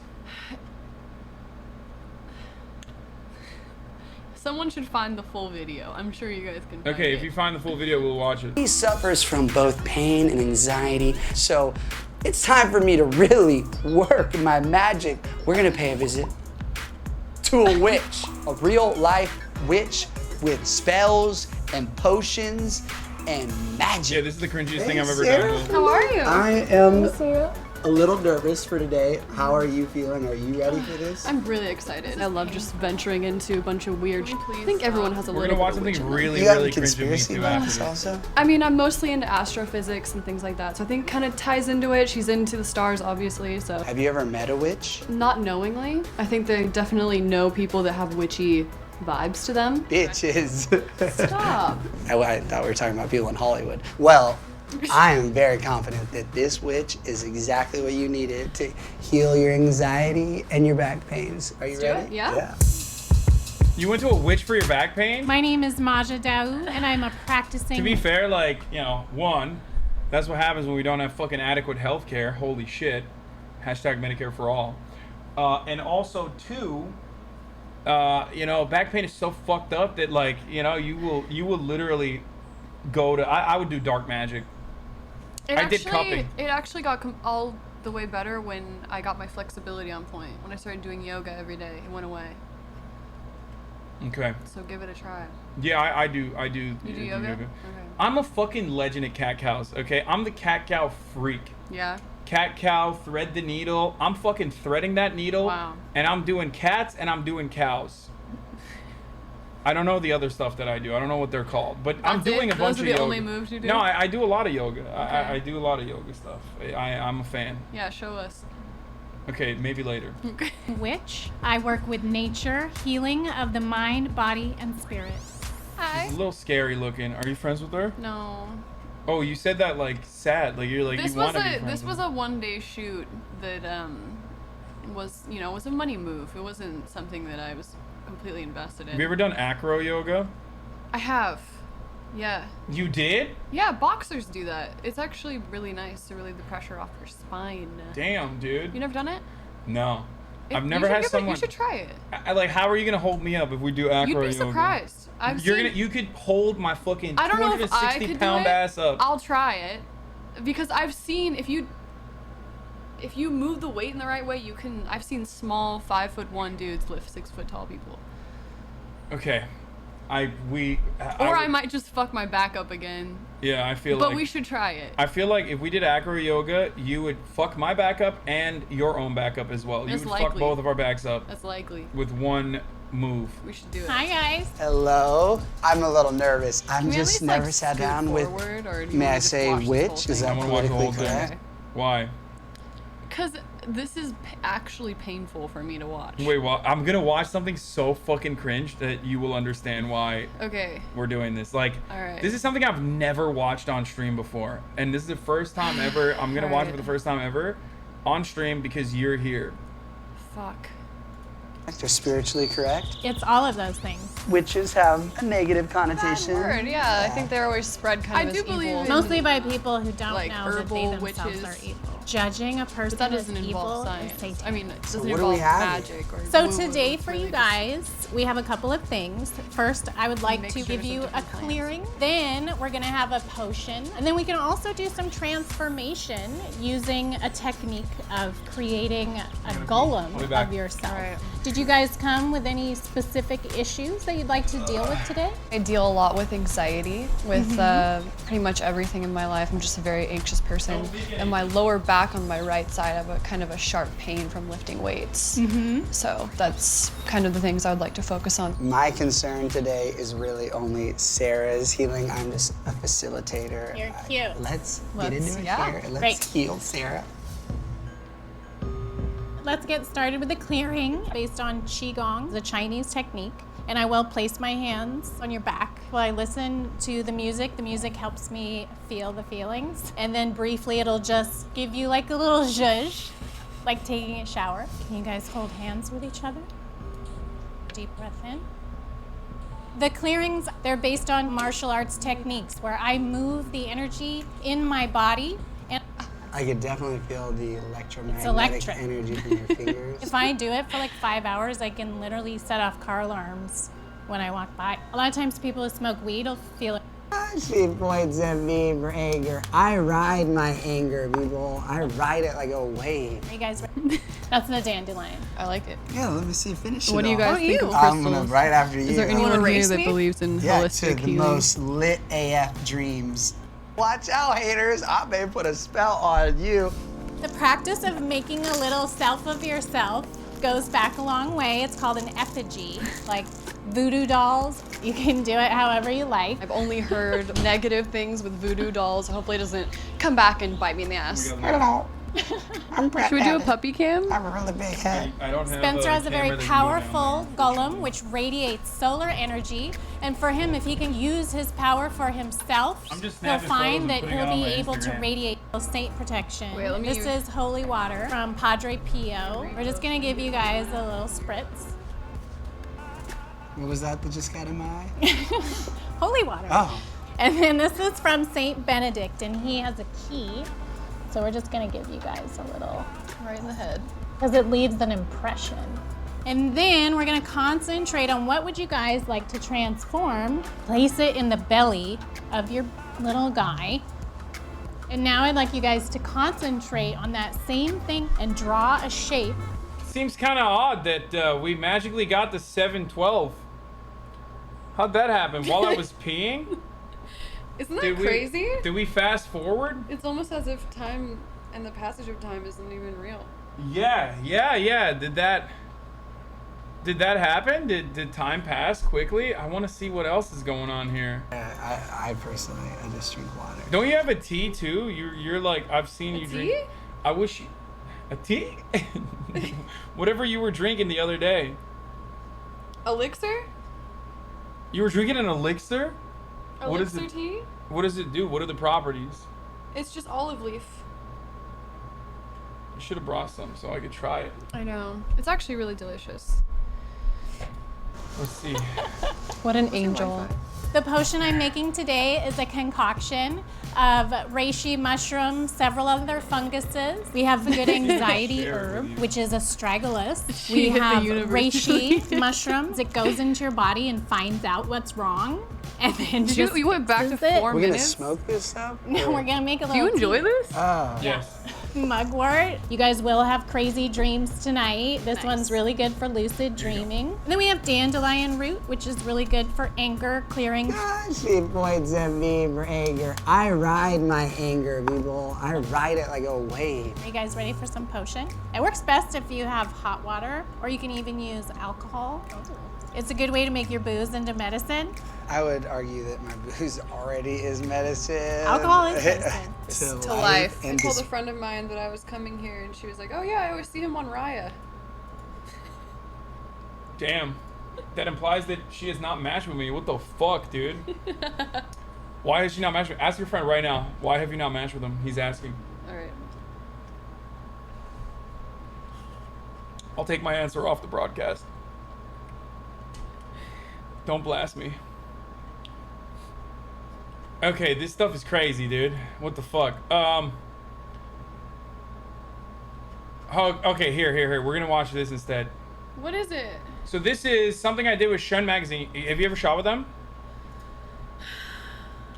What? Have you ever So shot with? You? This Yeah. is you? Have you? Yeah, I'm gonna show you something cringe of mine. Oh God! One Thank for God. one, dude. Jesus. One for one. One for one. Okay. Now this has never happened on this podcast. I think I have shot with Sean. Have you ever shot with Ben Cope? I don't think so. No. Yeah, he's like a cool photographer, and this was impromptu. Okay, it was very cringe, and of course it's top of the hour, so I'm gonna run a 6-second ad break right now. And if you'd like to, oh my God, 2,000 dislikes. What the fuck? Damn. Okay, 2,000 dislikes. But if you want to watch this video, it's 1 minute long, and I'm gonna run a 1 minute ad right now. You need to subscribe for $5, or you can subscribe for free with a Twitch Prime. You can also use an ad blocker or a VPN, but Twitch Prime is free if you have an Amazon Prime. You know, steal it from your wife's boyfriend, whoever. Here's the 1 minute ad break now. Those are from the past 2 weeks, by the way. Wait, really? Dude, I don't know why you keep fucking posting this. It's not even that cringe. You're such a fucking idiot. There's just like another video that I did in like 2013. And this Is this fucking a modeling? Yeah, this Okay. is way more cringe. And this dumbass is like fucking constantly fucking posting it, like thinking I'm like hiding it or something. Stop. Okay. You sound You sound like you I'm hiding it. a little bit. No, I mean I've literally. You sound triggered. Because it's annoying whenever people fucking think that they're like. Ban him. I did. I already banned him. Oh damn it. Okay, let's keep going. Let's go to Sean. Let's Sean it. Okay. There we go. I'm here to talk to you today about music, art, fashion, one of the greatest problems that our generations are facing. The biggest scourge that affects our society.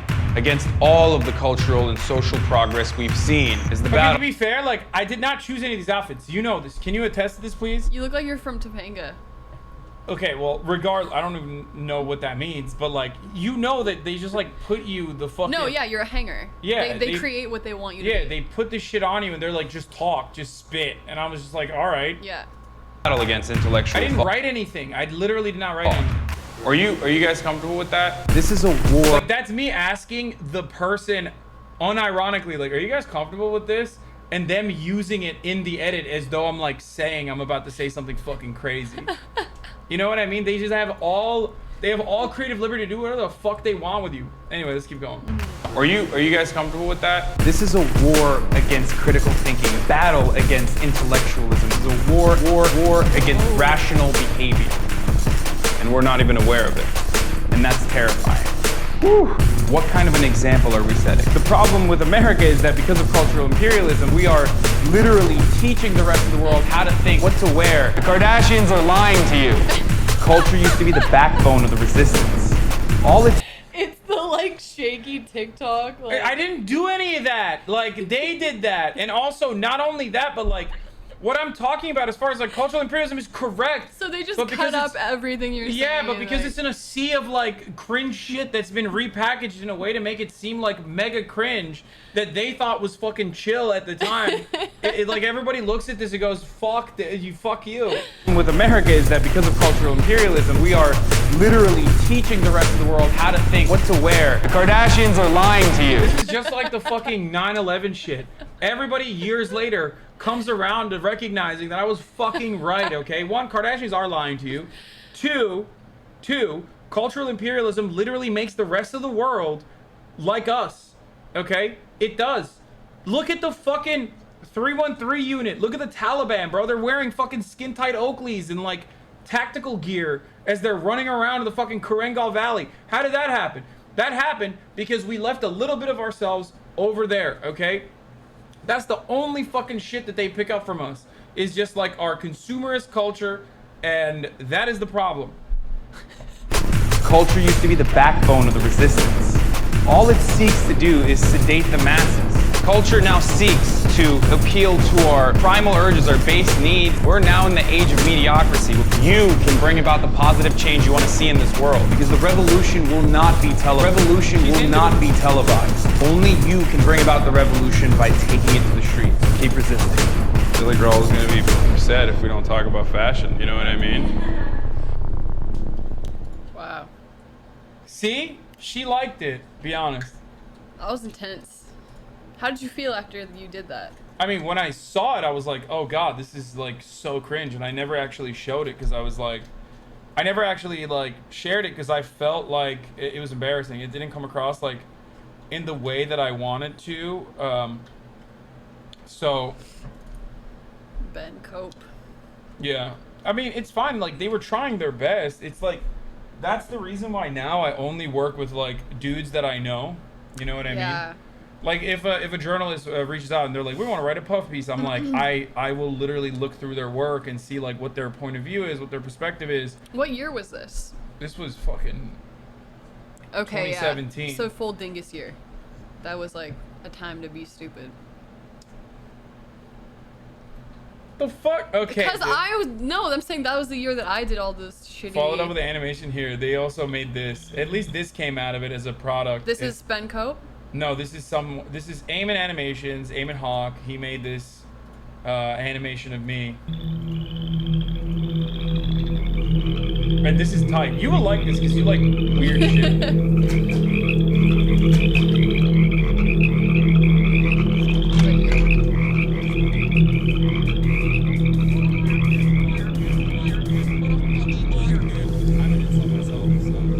How realistic does that look, by the way? How crazy is it that this motherfucker this like... is actually pretty sick. I'm here to talk to you today about music, art, fashion, one of the greatest problems that our generations are facing. The biggest scourge that affects our society. Against all of the cultural and social progress we've seen is the battle against intellectual thought. Are you guys comfortable with that? This is a war against critical thinking, battle against intellectualism. It's a war against rational behavior. And we're not even aware of it. And that's terrifying. Whew.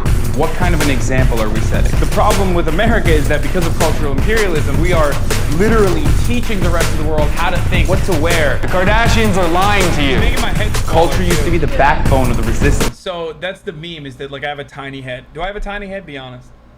In comparison. I think it's just because your body is so inflated that it looks like you have no neck and like just a tiny head. What the f? You made that so much worse, dude. You literally made that so much worse than that had to be.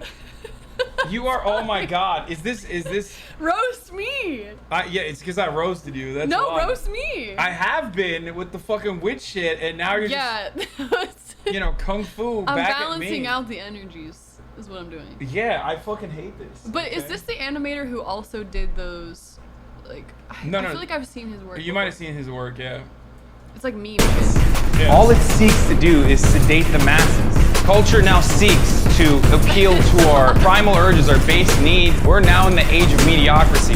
You can bring about the positive change you want to see in this world, because the revolution will not be televised. Only you can bring about the revolution by taking it to the streets. Keep resisting. So the frogs are supposed to represent my fucking chat. idiots. You absolute fucking morons. God damn it, I hate you so much when you do this shit, chat. I hate it so fucking much. You're like 12 years old. You fucking fuck! Are you fucking brain dead?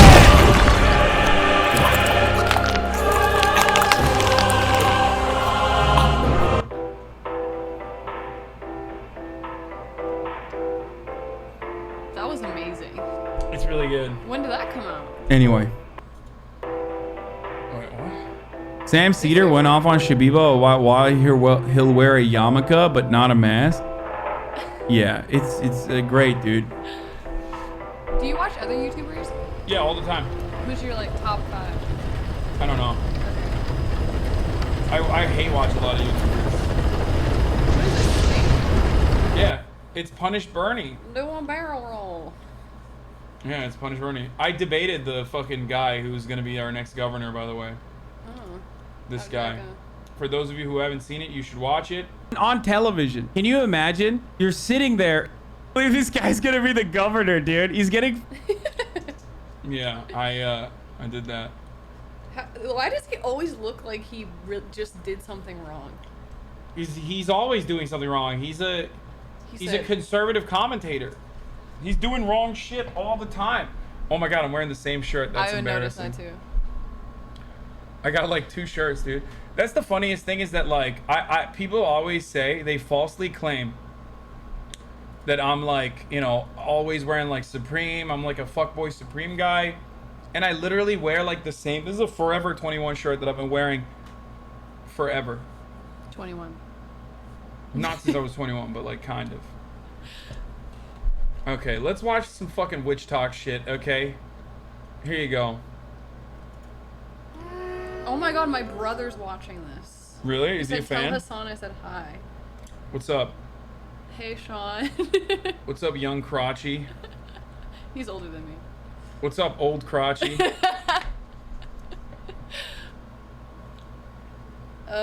Please no moss. All right, we're watching Witchtok now. Now it's my turn to fucking make fun of her and her kind witches. Why do you think I'm a witch? I don't know. You got chaotic witch energy. That's just you observing, perceiving. Looking at your Instagram, you got hella witch energy, dude. Do I have witch energy? Let's see. What does that mean, though? I just like, I don't know how to describe it, dude. Hold on. What is it? Instagram crotchy. Yonk? What the fuck is yonk? It's my alias. I can't. Witch. That gives you witch energy. I can't. I don't know if I can show you show some of the stuff, but I guess I can. Chat, you see a girl's Instagram look like this. Do you not say like, oh, that's a witch? She's throwing out witch vibes. What of this gives you witch? Tell me. I mean, look at this. Like, what's going on here? It's a fucking plant in fog. That's witch energy. I feel judged. Big witch vibes. I feel perceived. I mean, there's nothing wrong with it. It's just like, it's obviously cool. Okay. Is that naked? Are you naked in that? Yeah, but it's not. I don't know if I want to click on it then. I'm like really scared. You're like Rana. You're like Lana Del. No, you're like a Lana Del Rey, but like witch. Lana Del Rey is more witch than me. I guess she's kind of witch too. She dated a cop though. You can't be a witch and fucking date a cop. True. Or that's the perfect cover up. No, I think you can't be. I've made this decision. Here's a rule for witches, okay? If you're Wiccan and you're in the chat, you cannot date a cop. Cops, I feel like, are the witch killers. You know what I mean? Back in the day, they were the guys who like literally threw you in the fucking water. Have you seen that one meme where it's like What? The guy doing the thumb trick and then they burn him? No. Look up witch meme. It's always good when you describe a meme, which is like a visual thing, but then you describe it with words. I'm gonna just show You've it. nailed that. I'm just gonna let you know you fucking nailed it, dude. Okay, here. Okay, that's pretty funny. Thank okay, you. I chuckled. Now you're hiding from 35,000 people. How do you feel? My buddy's mom is both a witch and literally her and her husband are both cops? No. Mansplaining witches is like a hex or something, right? Exactly. Oh no, please don't hex me. Look, I got fucking, look at this shit, dude. Hey, you can't get at me, dude. Yeah. Those don't work. These are made by witches. Yeah, exactly. Turkish witches. They got me, and I have like actual witches in my audience that have like cast protective spells for me, so I think we're good. Even though it's like literally not working, I got fucking, getting sick and shit, dude. So. Exactly. Work overtime, witches. What the fuck? Okay, let's watch. Okay. I just want to know, like, what you think about this stuff. I think this stuff is just cute things that teenagers Do you have a crystal charging station? do. No. Do you know what moon water is? Yes, I do. Have you ever charged your water in the moon? No. Okay. I personally don't have a connection with crystals. I think you can use them for technology because Like what? there's certain crystals, like, I'm just gonna look it up because I don't want to misspeak, but I'm Don't pretty you dare sure. misspeak about crystals. They'll get you. Well, I just know that everyone watching will be like, no, bitch, that's not true. Crystals. Don't worry, most people are probably gonna not believe that anyway. So, quartz and timekeeping, Yeah, they're used in computers. There are Quartz is quartz used in computer you're using right now. It's magic as fuck. It's not magic. It's just that you can use energy through crystals. Okay. I do believe that. I don't think that it works on humans. I don't think it can. You know, you can't use rose quartz to make people fall in love with you, or I don't tourmaline to absorb negative energy. I personally don't believe that that's true. People have really experienced it to be true. But here we go. Here's another thing. Do you know who Jodorowsky is? Go off, Queen. No. Okay, so Jodorowsky made fuck, what's that movie? Hold on.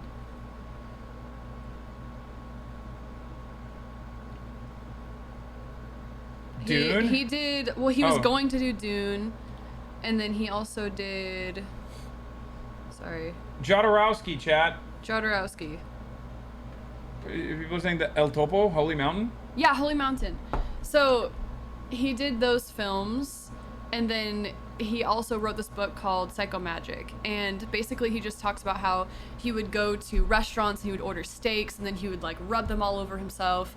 But it was purely for the purpose of like shattering people's current reality, because everyone is always in these loops and they're always experiencing the same thing. So he would just do something completely out of the box to like make them think differently. And then he would also take women who were completely infertile and have them hold mangoes on their womb and then bury a mango with their other hand in the sand. And like weeks later, there were multiple cases of them having children or becoming pregnant. And the thing that I think it is, and I would love to hear everyone's opinion, like, maybe what magic is, or what all these theories are, is that our brains are actually a lot more powerful than we think, and so we use all these things to trick our brains into believing that we like can do placebos. certain things. Exactly. I think that's really what magic is, or whatever this shit is crystals and stuff. If it makes you believe that you can get that job, great. Like, get tourmaline and fucking use it. So my man was like, you know, having sex with these women. No. How do they get impregnated then? You can't talk bad about Jodorowsky. He's a smart dude. Read the book, Psycho Magic. He's a smart Read dude. the book. He was rubbing himself with steaks. Yeah! To me, there's an intelligence in that.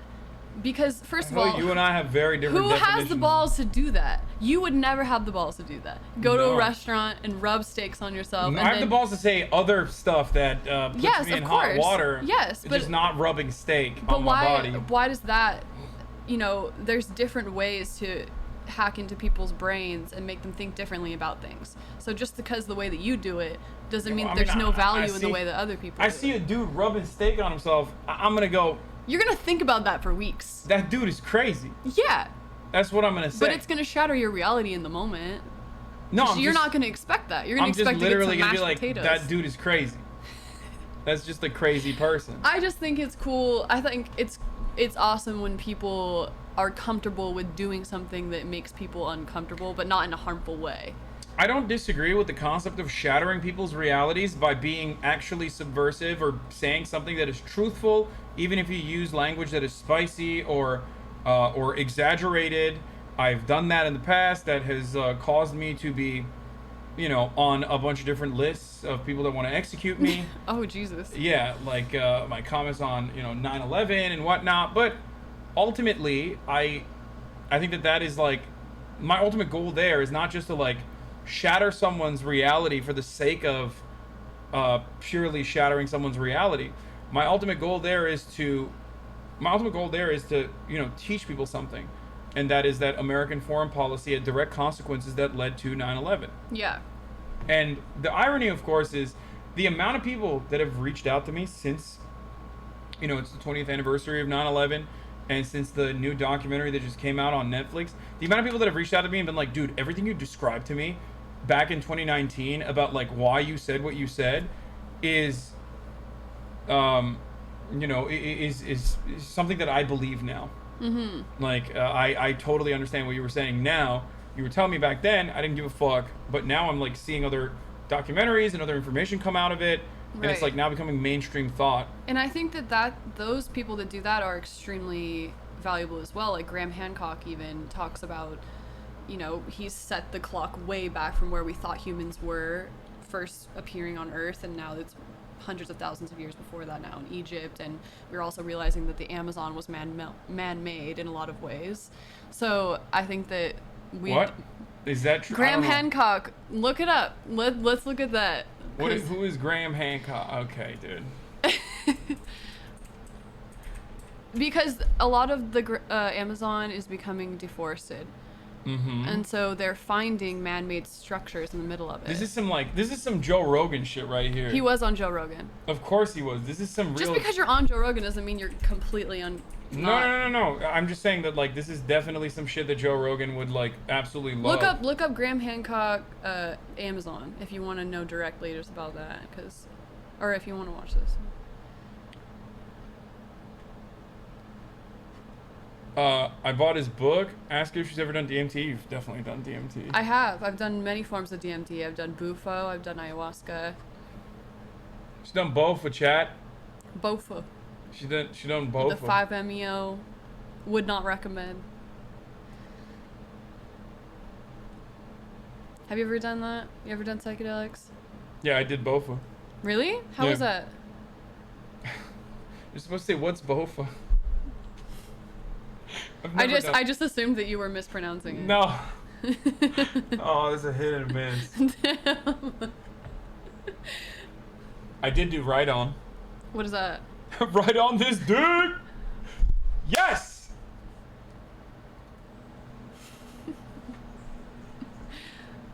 I wish you had I was gonna say I wish you had the office Zoom.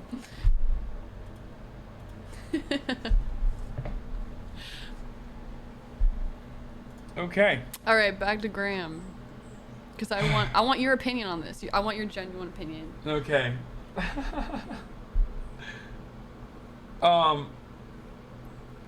Okay, that's a real quiet W. It's a W. Listen. What? Fellas, that's still a W. Okay, we take those. We take those. Okay, that's a dub. Someone said, archaeology student here never trusts a word from Graham Hancock. Graham Hancock is a far-right anti-Semite. It's not surprising. Okay. Show me, this is why her friend didn't match with you, by the way. What? They're saying this is why your friend didn't match with me on fucking... Okay, Amazon. She said just because she wasn't on Raya anymore. Oh. The Joe Rogan Wait, experience. if she wasn't on Raya, how did That's she what know? I was just thinking. Oh, so she would have matched with me. Probably. Ooh, is she cute? I think she's cute. Okay, good to know. She works for Columbia Records. She's a boss bitch. Hell yeah, good to know, dude. Yeah, Reagan moves out here. Okay, second sentence from Graham Hancock. British writer and journalist. He's known for pseudo-scientific theories involving ancient civilizations, earth changes, stone monuments, and megaliths, altered states of consciousness, ancient myths, and astronomical or astrological data from the past. Hancock's work proposed a connection with Mother Culture, which he believes or other ancient civilizations sprang. An example of pseudo-history and pseudo-archaeology. His work has neither been peer-reviewed nor published in academic journals. I mean, it's like a fun way to think about things, though. I don't mind that. A lot of these dudes, like, either A, write, like, science fiction, or B, become cult leaders after writing science fiction, like Scientology. So, you know, if he's just, like, you know, talking about ancient astronauts and shit, then good for him. It's not talking about ancient. Some of the more fascinating pieces of evidence in South America have come out recently about these channels and pathways that they've found in the Amazon that could not have been created any other way but by humans creating irrigation, humans creating, like, it appears like grids, like a city grid. Definitely. The Amazon is a colossal mystery, and it's one of the subjects that I explore in depth in America before. First of all, to give some basic figures. Because like it's picking up everything from the speakers.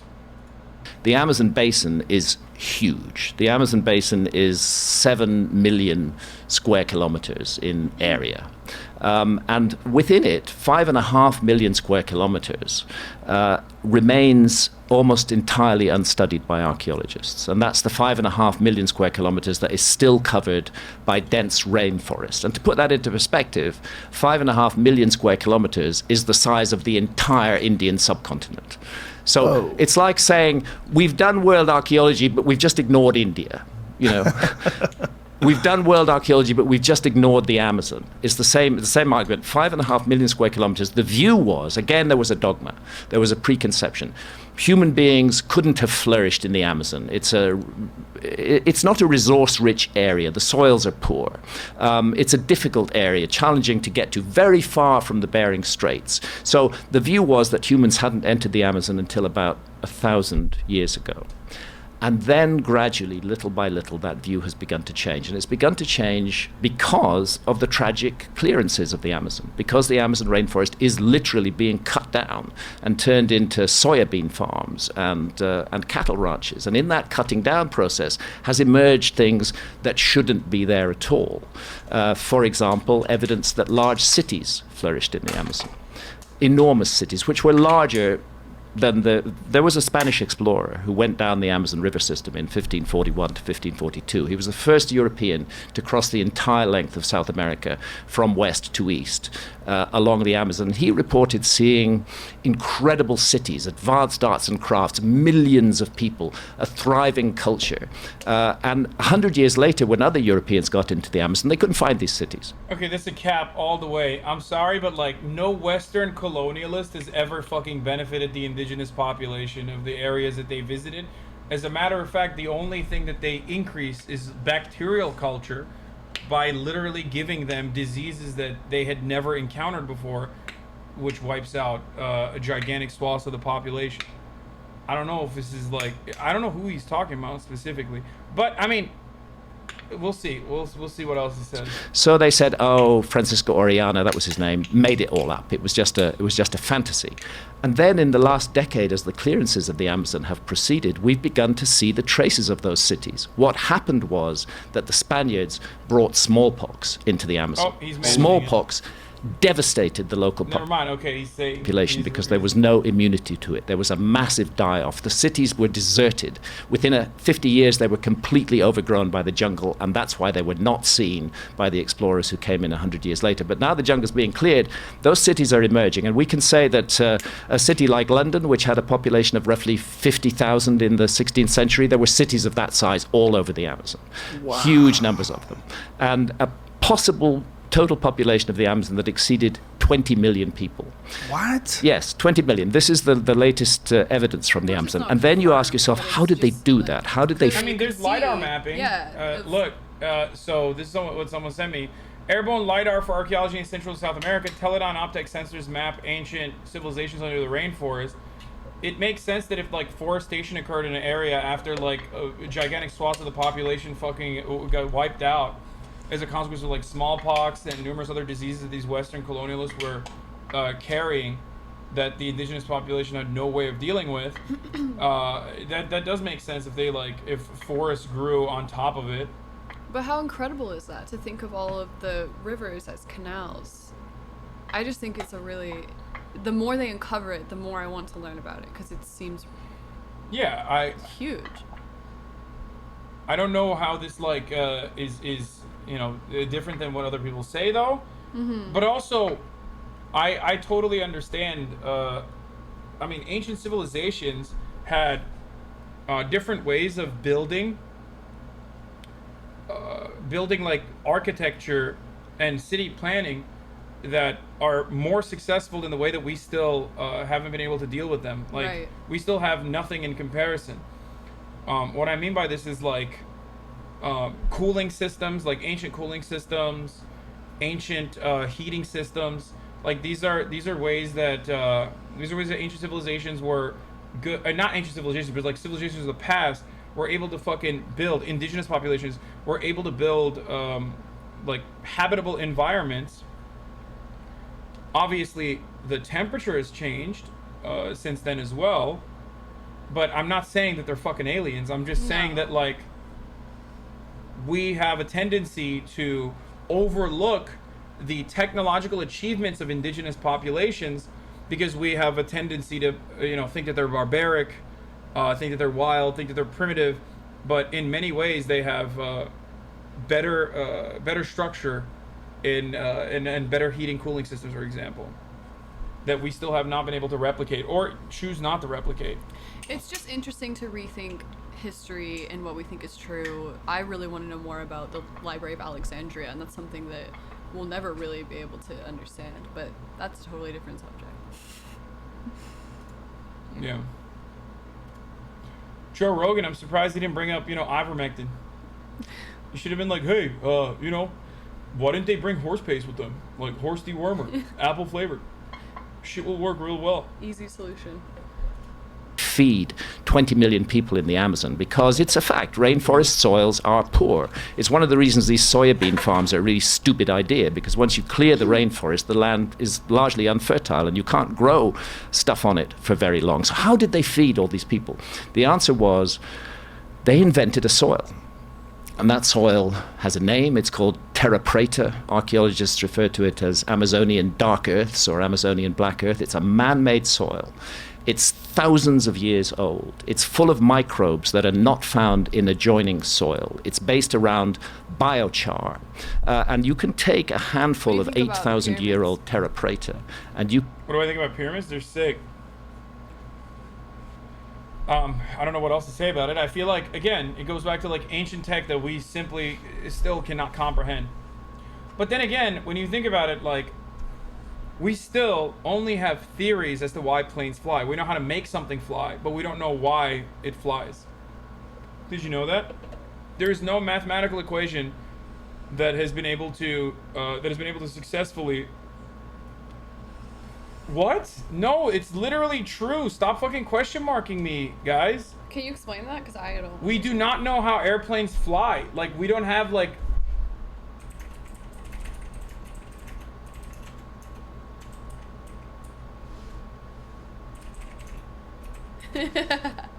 Okay. Or sorry, we don't know how they stay in the air, okay? Here you go, Scientific American, chat. You dumb fucks. Ask your brother this is not true. No, dumbass, my brother's the one who fucking told me. On a strictly mathematical level, engineers know how to design planes that will stay aloft, but equations don't explain why aerodynamic lift occurs. There are two competing theories that illuminate the forces and factors of lift. Both are incompetent explanations. Aerodynamicists have recently tried to close the gaps in understanding. Still no consensus exists. My literal aerospace engineer brother is the one who, like... It told me about this. That is very different than what you said. No, that's when 35,000 dickheads who love getting into the hive mind of like dunking on the streamer turn around and try to fucking cope with the reality that like they literally did not know something, thought that I was completely and wholeheartedly incorrect, and now they're turning around to be like, oh well, you said something different. No, I didn't, and you didn't know that this existed until this very moment, and you should check yourself before you fucking wreck yourself. Okay? That's a cool photo. There you go. I love that some of the dumbasses are still continuing on with the misinformation, going, saying that like, oh well, dude, that's 20 years old. Is it? It's from February 1st, 2020. So why can't we explain why they stay in the air? I mean, they know how to make something stay in the air. They just don't know, like, how to prove it. They can't prove it. Okay. We just know the air and the wings. And this is not like a conspiracy, for the record, for all of you guys in the chat that are saying like this is a conspiracy. It's just one of the HasanAbi, the left-wing Joe Rogan with the small audience of frogs. It's so stupid. This is making me so fucking... It's like the eel thing, okay? We still don't know how eels reproduce. Did you know that? Electric eels? Like just eels in general. We don't know how they reproduce. We've never viewed it, or... We've never been able to document how... There's theories on how eels reproduce, but we still don't know. We don't even know if it's eggs or if they come out as eels. Okay, still... Okay, there's yet another fucking situation where chat is throwing up question marks. There are theories on them. Vigorously types.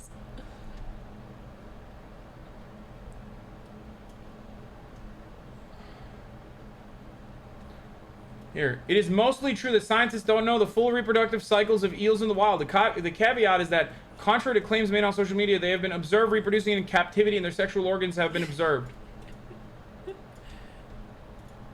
Have been observed. So it's mostly fucking true. We literally tracked them to the spawning ground and observed baby eels there.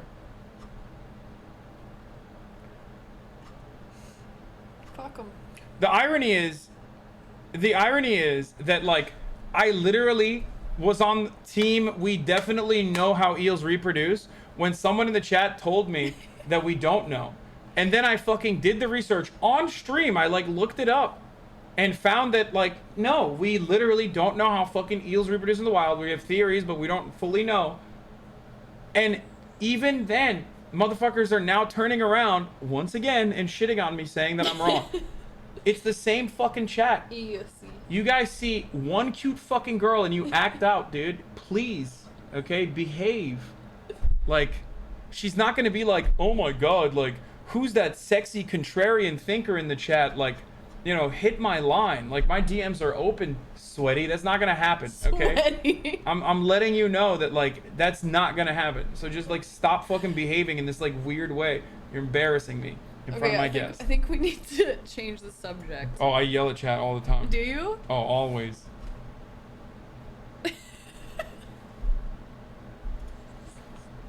Like, it's just a constant thing. Well, it's a daycare. There's a lot of babies in here, and like anytime there's like a thing that might bring up a alternate viewpoint, I feel like it gets real hot in here. Yeah. Yeah, you're abusive towards us. Shut the fuck up, Silent Peace 95. Aww. Sometimes for hours, or if it's a house, it can go for weeks. Yeah. We are abuse victims around here, but we like it. It's usually how it goes. What is hard to understand about a pyramid? They just use slaves? I don't think it's that easy. We can't get into the pyramid thing, because that's just, there's a lot of things going on over there. Okay, let's keep You going. can add it to barren soil, and that soil will instantly become fertile. It's highly sought after in the Amazon, and it explains how they fed these people. There was science in the Amazon. How did they create this? Well, this is something that's not understood. It's still not understood by soil experts to this day as to how that was done, but it's one of many intriguing pieces of evidence of much higher development in the Amazon that it has been given credit for, and of a kind of science in the Amazon. Jamie's got an image of it up there. So this is it? This is Terra Preta, yeah. Wow. Exactly. And so was that done by burns? Did they use controlled burns? They did. One way that it was achieved was to do wet burning. Of middens. They would be burned and smolder. They wouldn't burn fiercely, which just produces charcoal. They would burn and smolder, and that what is called biochar would result, and that's part of the fertility of the soil. But the mystery is the microbial content of this soil, which is completely different from the microbes in neighboring soils, and that remains unexplained. So, what are the theories? Composting, some sort of advanced composting? Yes, some sort of advanced composting. But again, what has not been explained is the microbial content of these soils. So there first of all is an issue. Is it just fucking poo? So they just shat. Like, what if they just shat in the compost? Issue of how two things: how large populations get fed in the Amazon, and evidence that there was a culture in the Amazon that was. We still don't know 90% of the oceans. Yeah, I know that. I think about that a lot, almost every day. My theory, based off of no evidence or science, is that it gets so condensed that it just spills out into space, and that's why we get those crazy fucking animals. Go look at an octopus. Oh, dude, don't get me started. Go look at a giant squid and tell me that thing isn't from space. Oh, we are in 100% agreement on this. I'm terrified of the ocean. Yeah, give me the question marks. I'm terrified of the ocean, and I do think that octopus are fucking octopi are like actual literal fucking space freak aliens that want to destroy us. Look at those things. Those things are disturbing looking. Yeah, I know. And then people eat them. Or have you seen the one with like the clear translucent head and has 4 eyes? That thing is crazy. Or the one that was like documented near the fucking oil rig. Didn't see that one. Oh my god, chat, link the oil rig one. Deep sea creatures are disgusting, terrifying. They're we should so stay away cool, from though. them. Wait, I'm gonna try to find this one. My chat has a specific community-based idea too, where they believe that orca civilizations are hiding underwater and they're very smart. I believe that. I feel like they have meetings. Okay, look at this thing. What the fuck is that? What kind of fish It has eyes down here and it has eyes up here so it can look up. Oh, this is the one. Wait, there's a video of it though. Look at that thing. Hold on. Look at this video. Look at that. Look at that. Look at that. Look at that. Look at how What the long. fuck? Yup. You're gonna tell me that that's just a thing that's normally occurring on Earth? Yeah. I don't know. I don't trust it.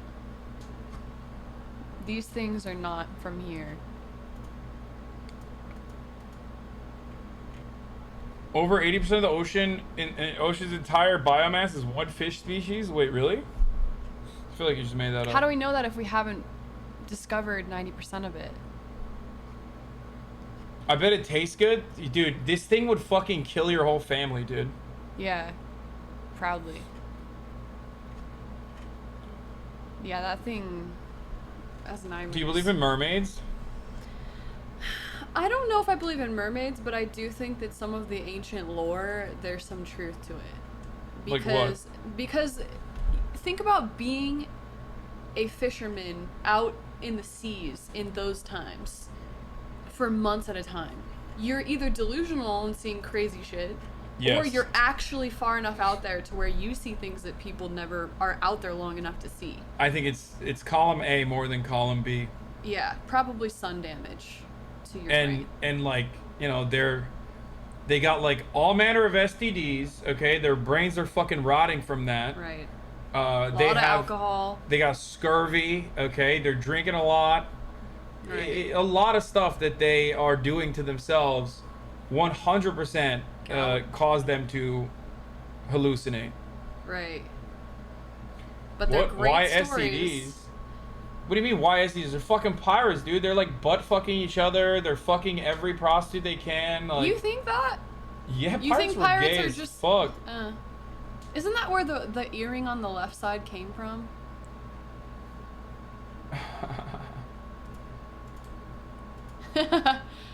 Hasan can't stop himself. He's at it again. Yes, this is like my new series of just fucking constantly getting cute girls to watch Joe Rogan.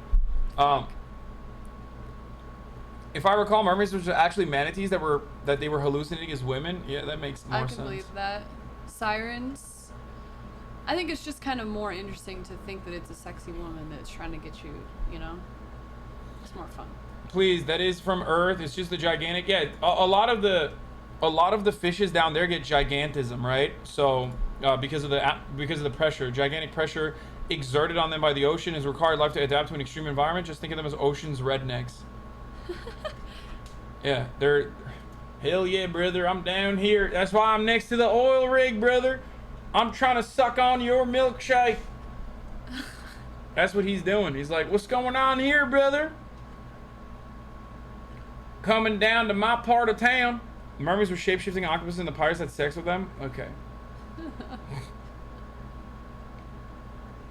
Blobfish are sick. Anyway, the majestic world of dolphins. Lanternfish absorb more CO2 than the entirety of the Amazon forest. It's true. But isn't it also true that Do you hear this? Do you see this? This What? is some pirate shit that you would vibe with. some pirates were convinced that wearing an earring would improve or even cure bad eyesight? Read it out loud. Yell more. Some pirates were convinced that wearing an earring would improve or even cure bad eyesight, as they believed that the precious metals in the earrings possessed magical healing powers. I thought it was to get rid of seasickness. That's also why they wore the eye patch.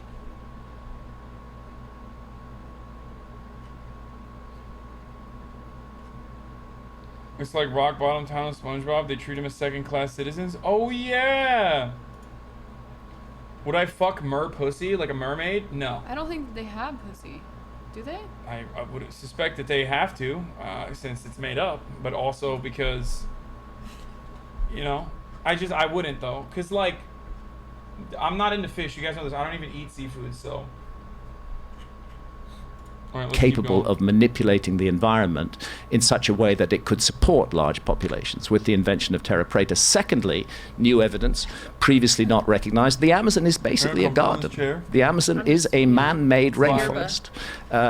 there are certain trees like Brazil nut trees or the ice cream bean tree, which are food crops, which are very, very valuable, and they dominate the tree regime in the Amazon. They're what's referred to as hyperdominant species. In other words, people living in the Amazon over thousands of years selected certain trees, which they then cultivated and grew. So the whole thing is not simply a wild, pristine rainforest. It's a very ancient man-made environment. And emerging from that man-made environment, as well as evidence of large cities, large populations, and this mysterious dark earth, are huge geometrical structures.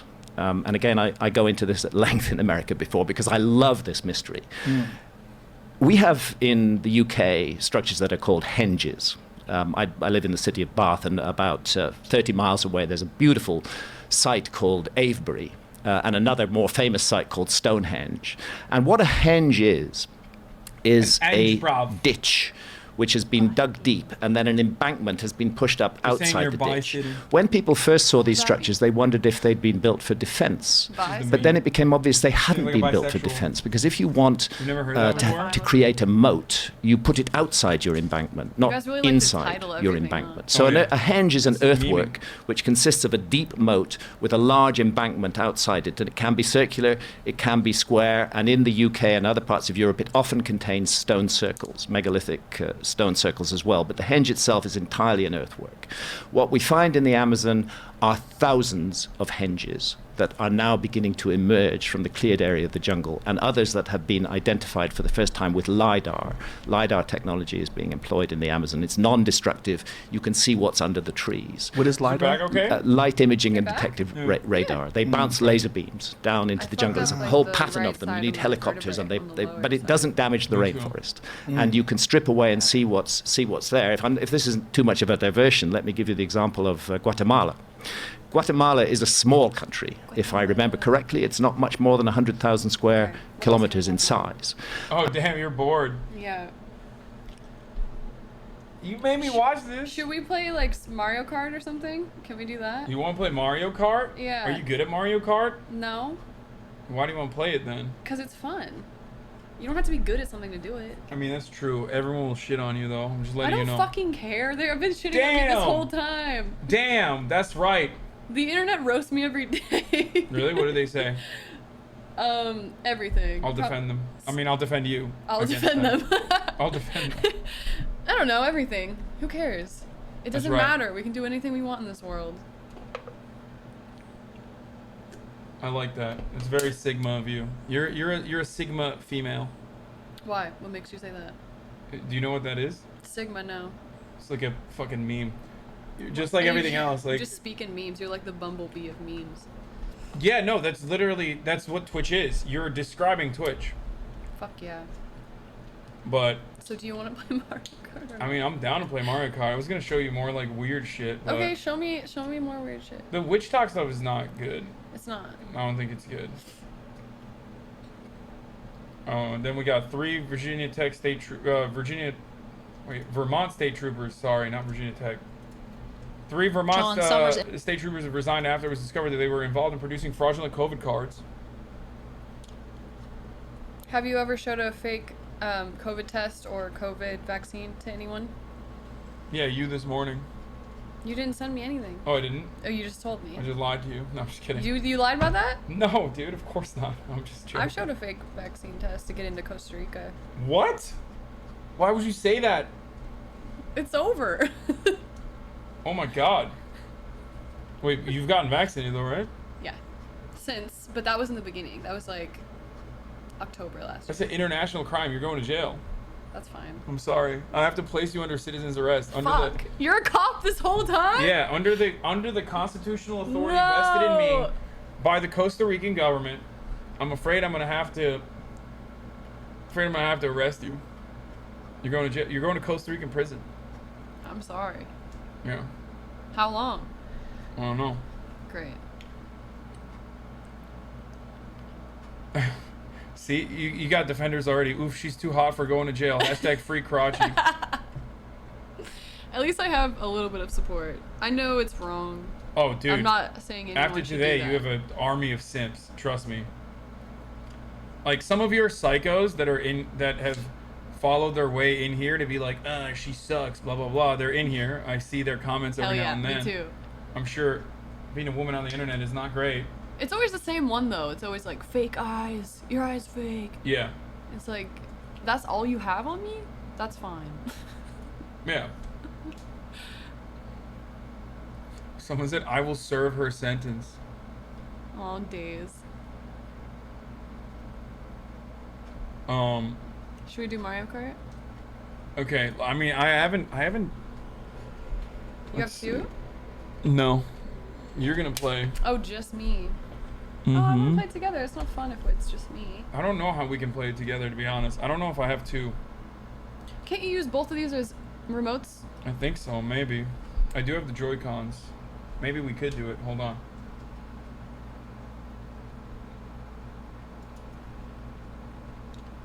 Let's see. Oh, he's up. Really? And chewing his own foot. Hi, Poopy. You want to bring him up here? Yeah. How was your nap? Maybe I bring him outside to go. Yeah, bring him outside to go potty for a second while I set this up.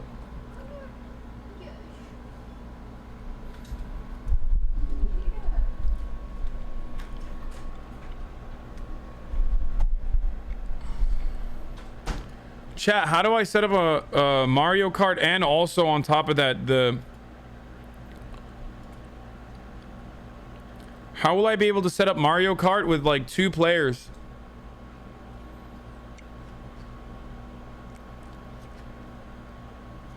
Each Joy-Con is a controller. I have a Pro controller and I also have Joy-Cons, like 2 Joy-Cons.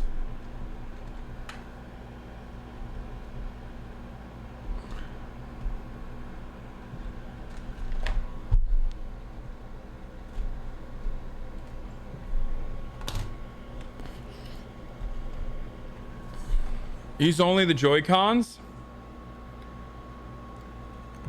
I have to pee.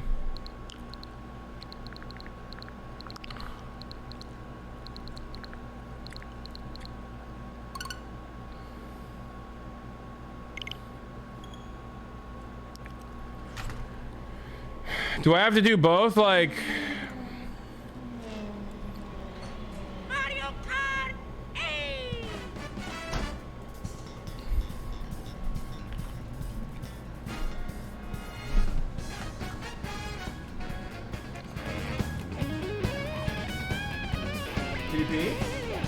No way! Do you have treats or something to give them? You gotta start training. Well, no, I have adult.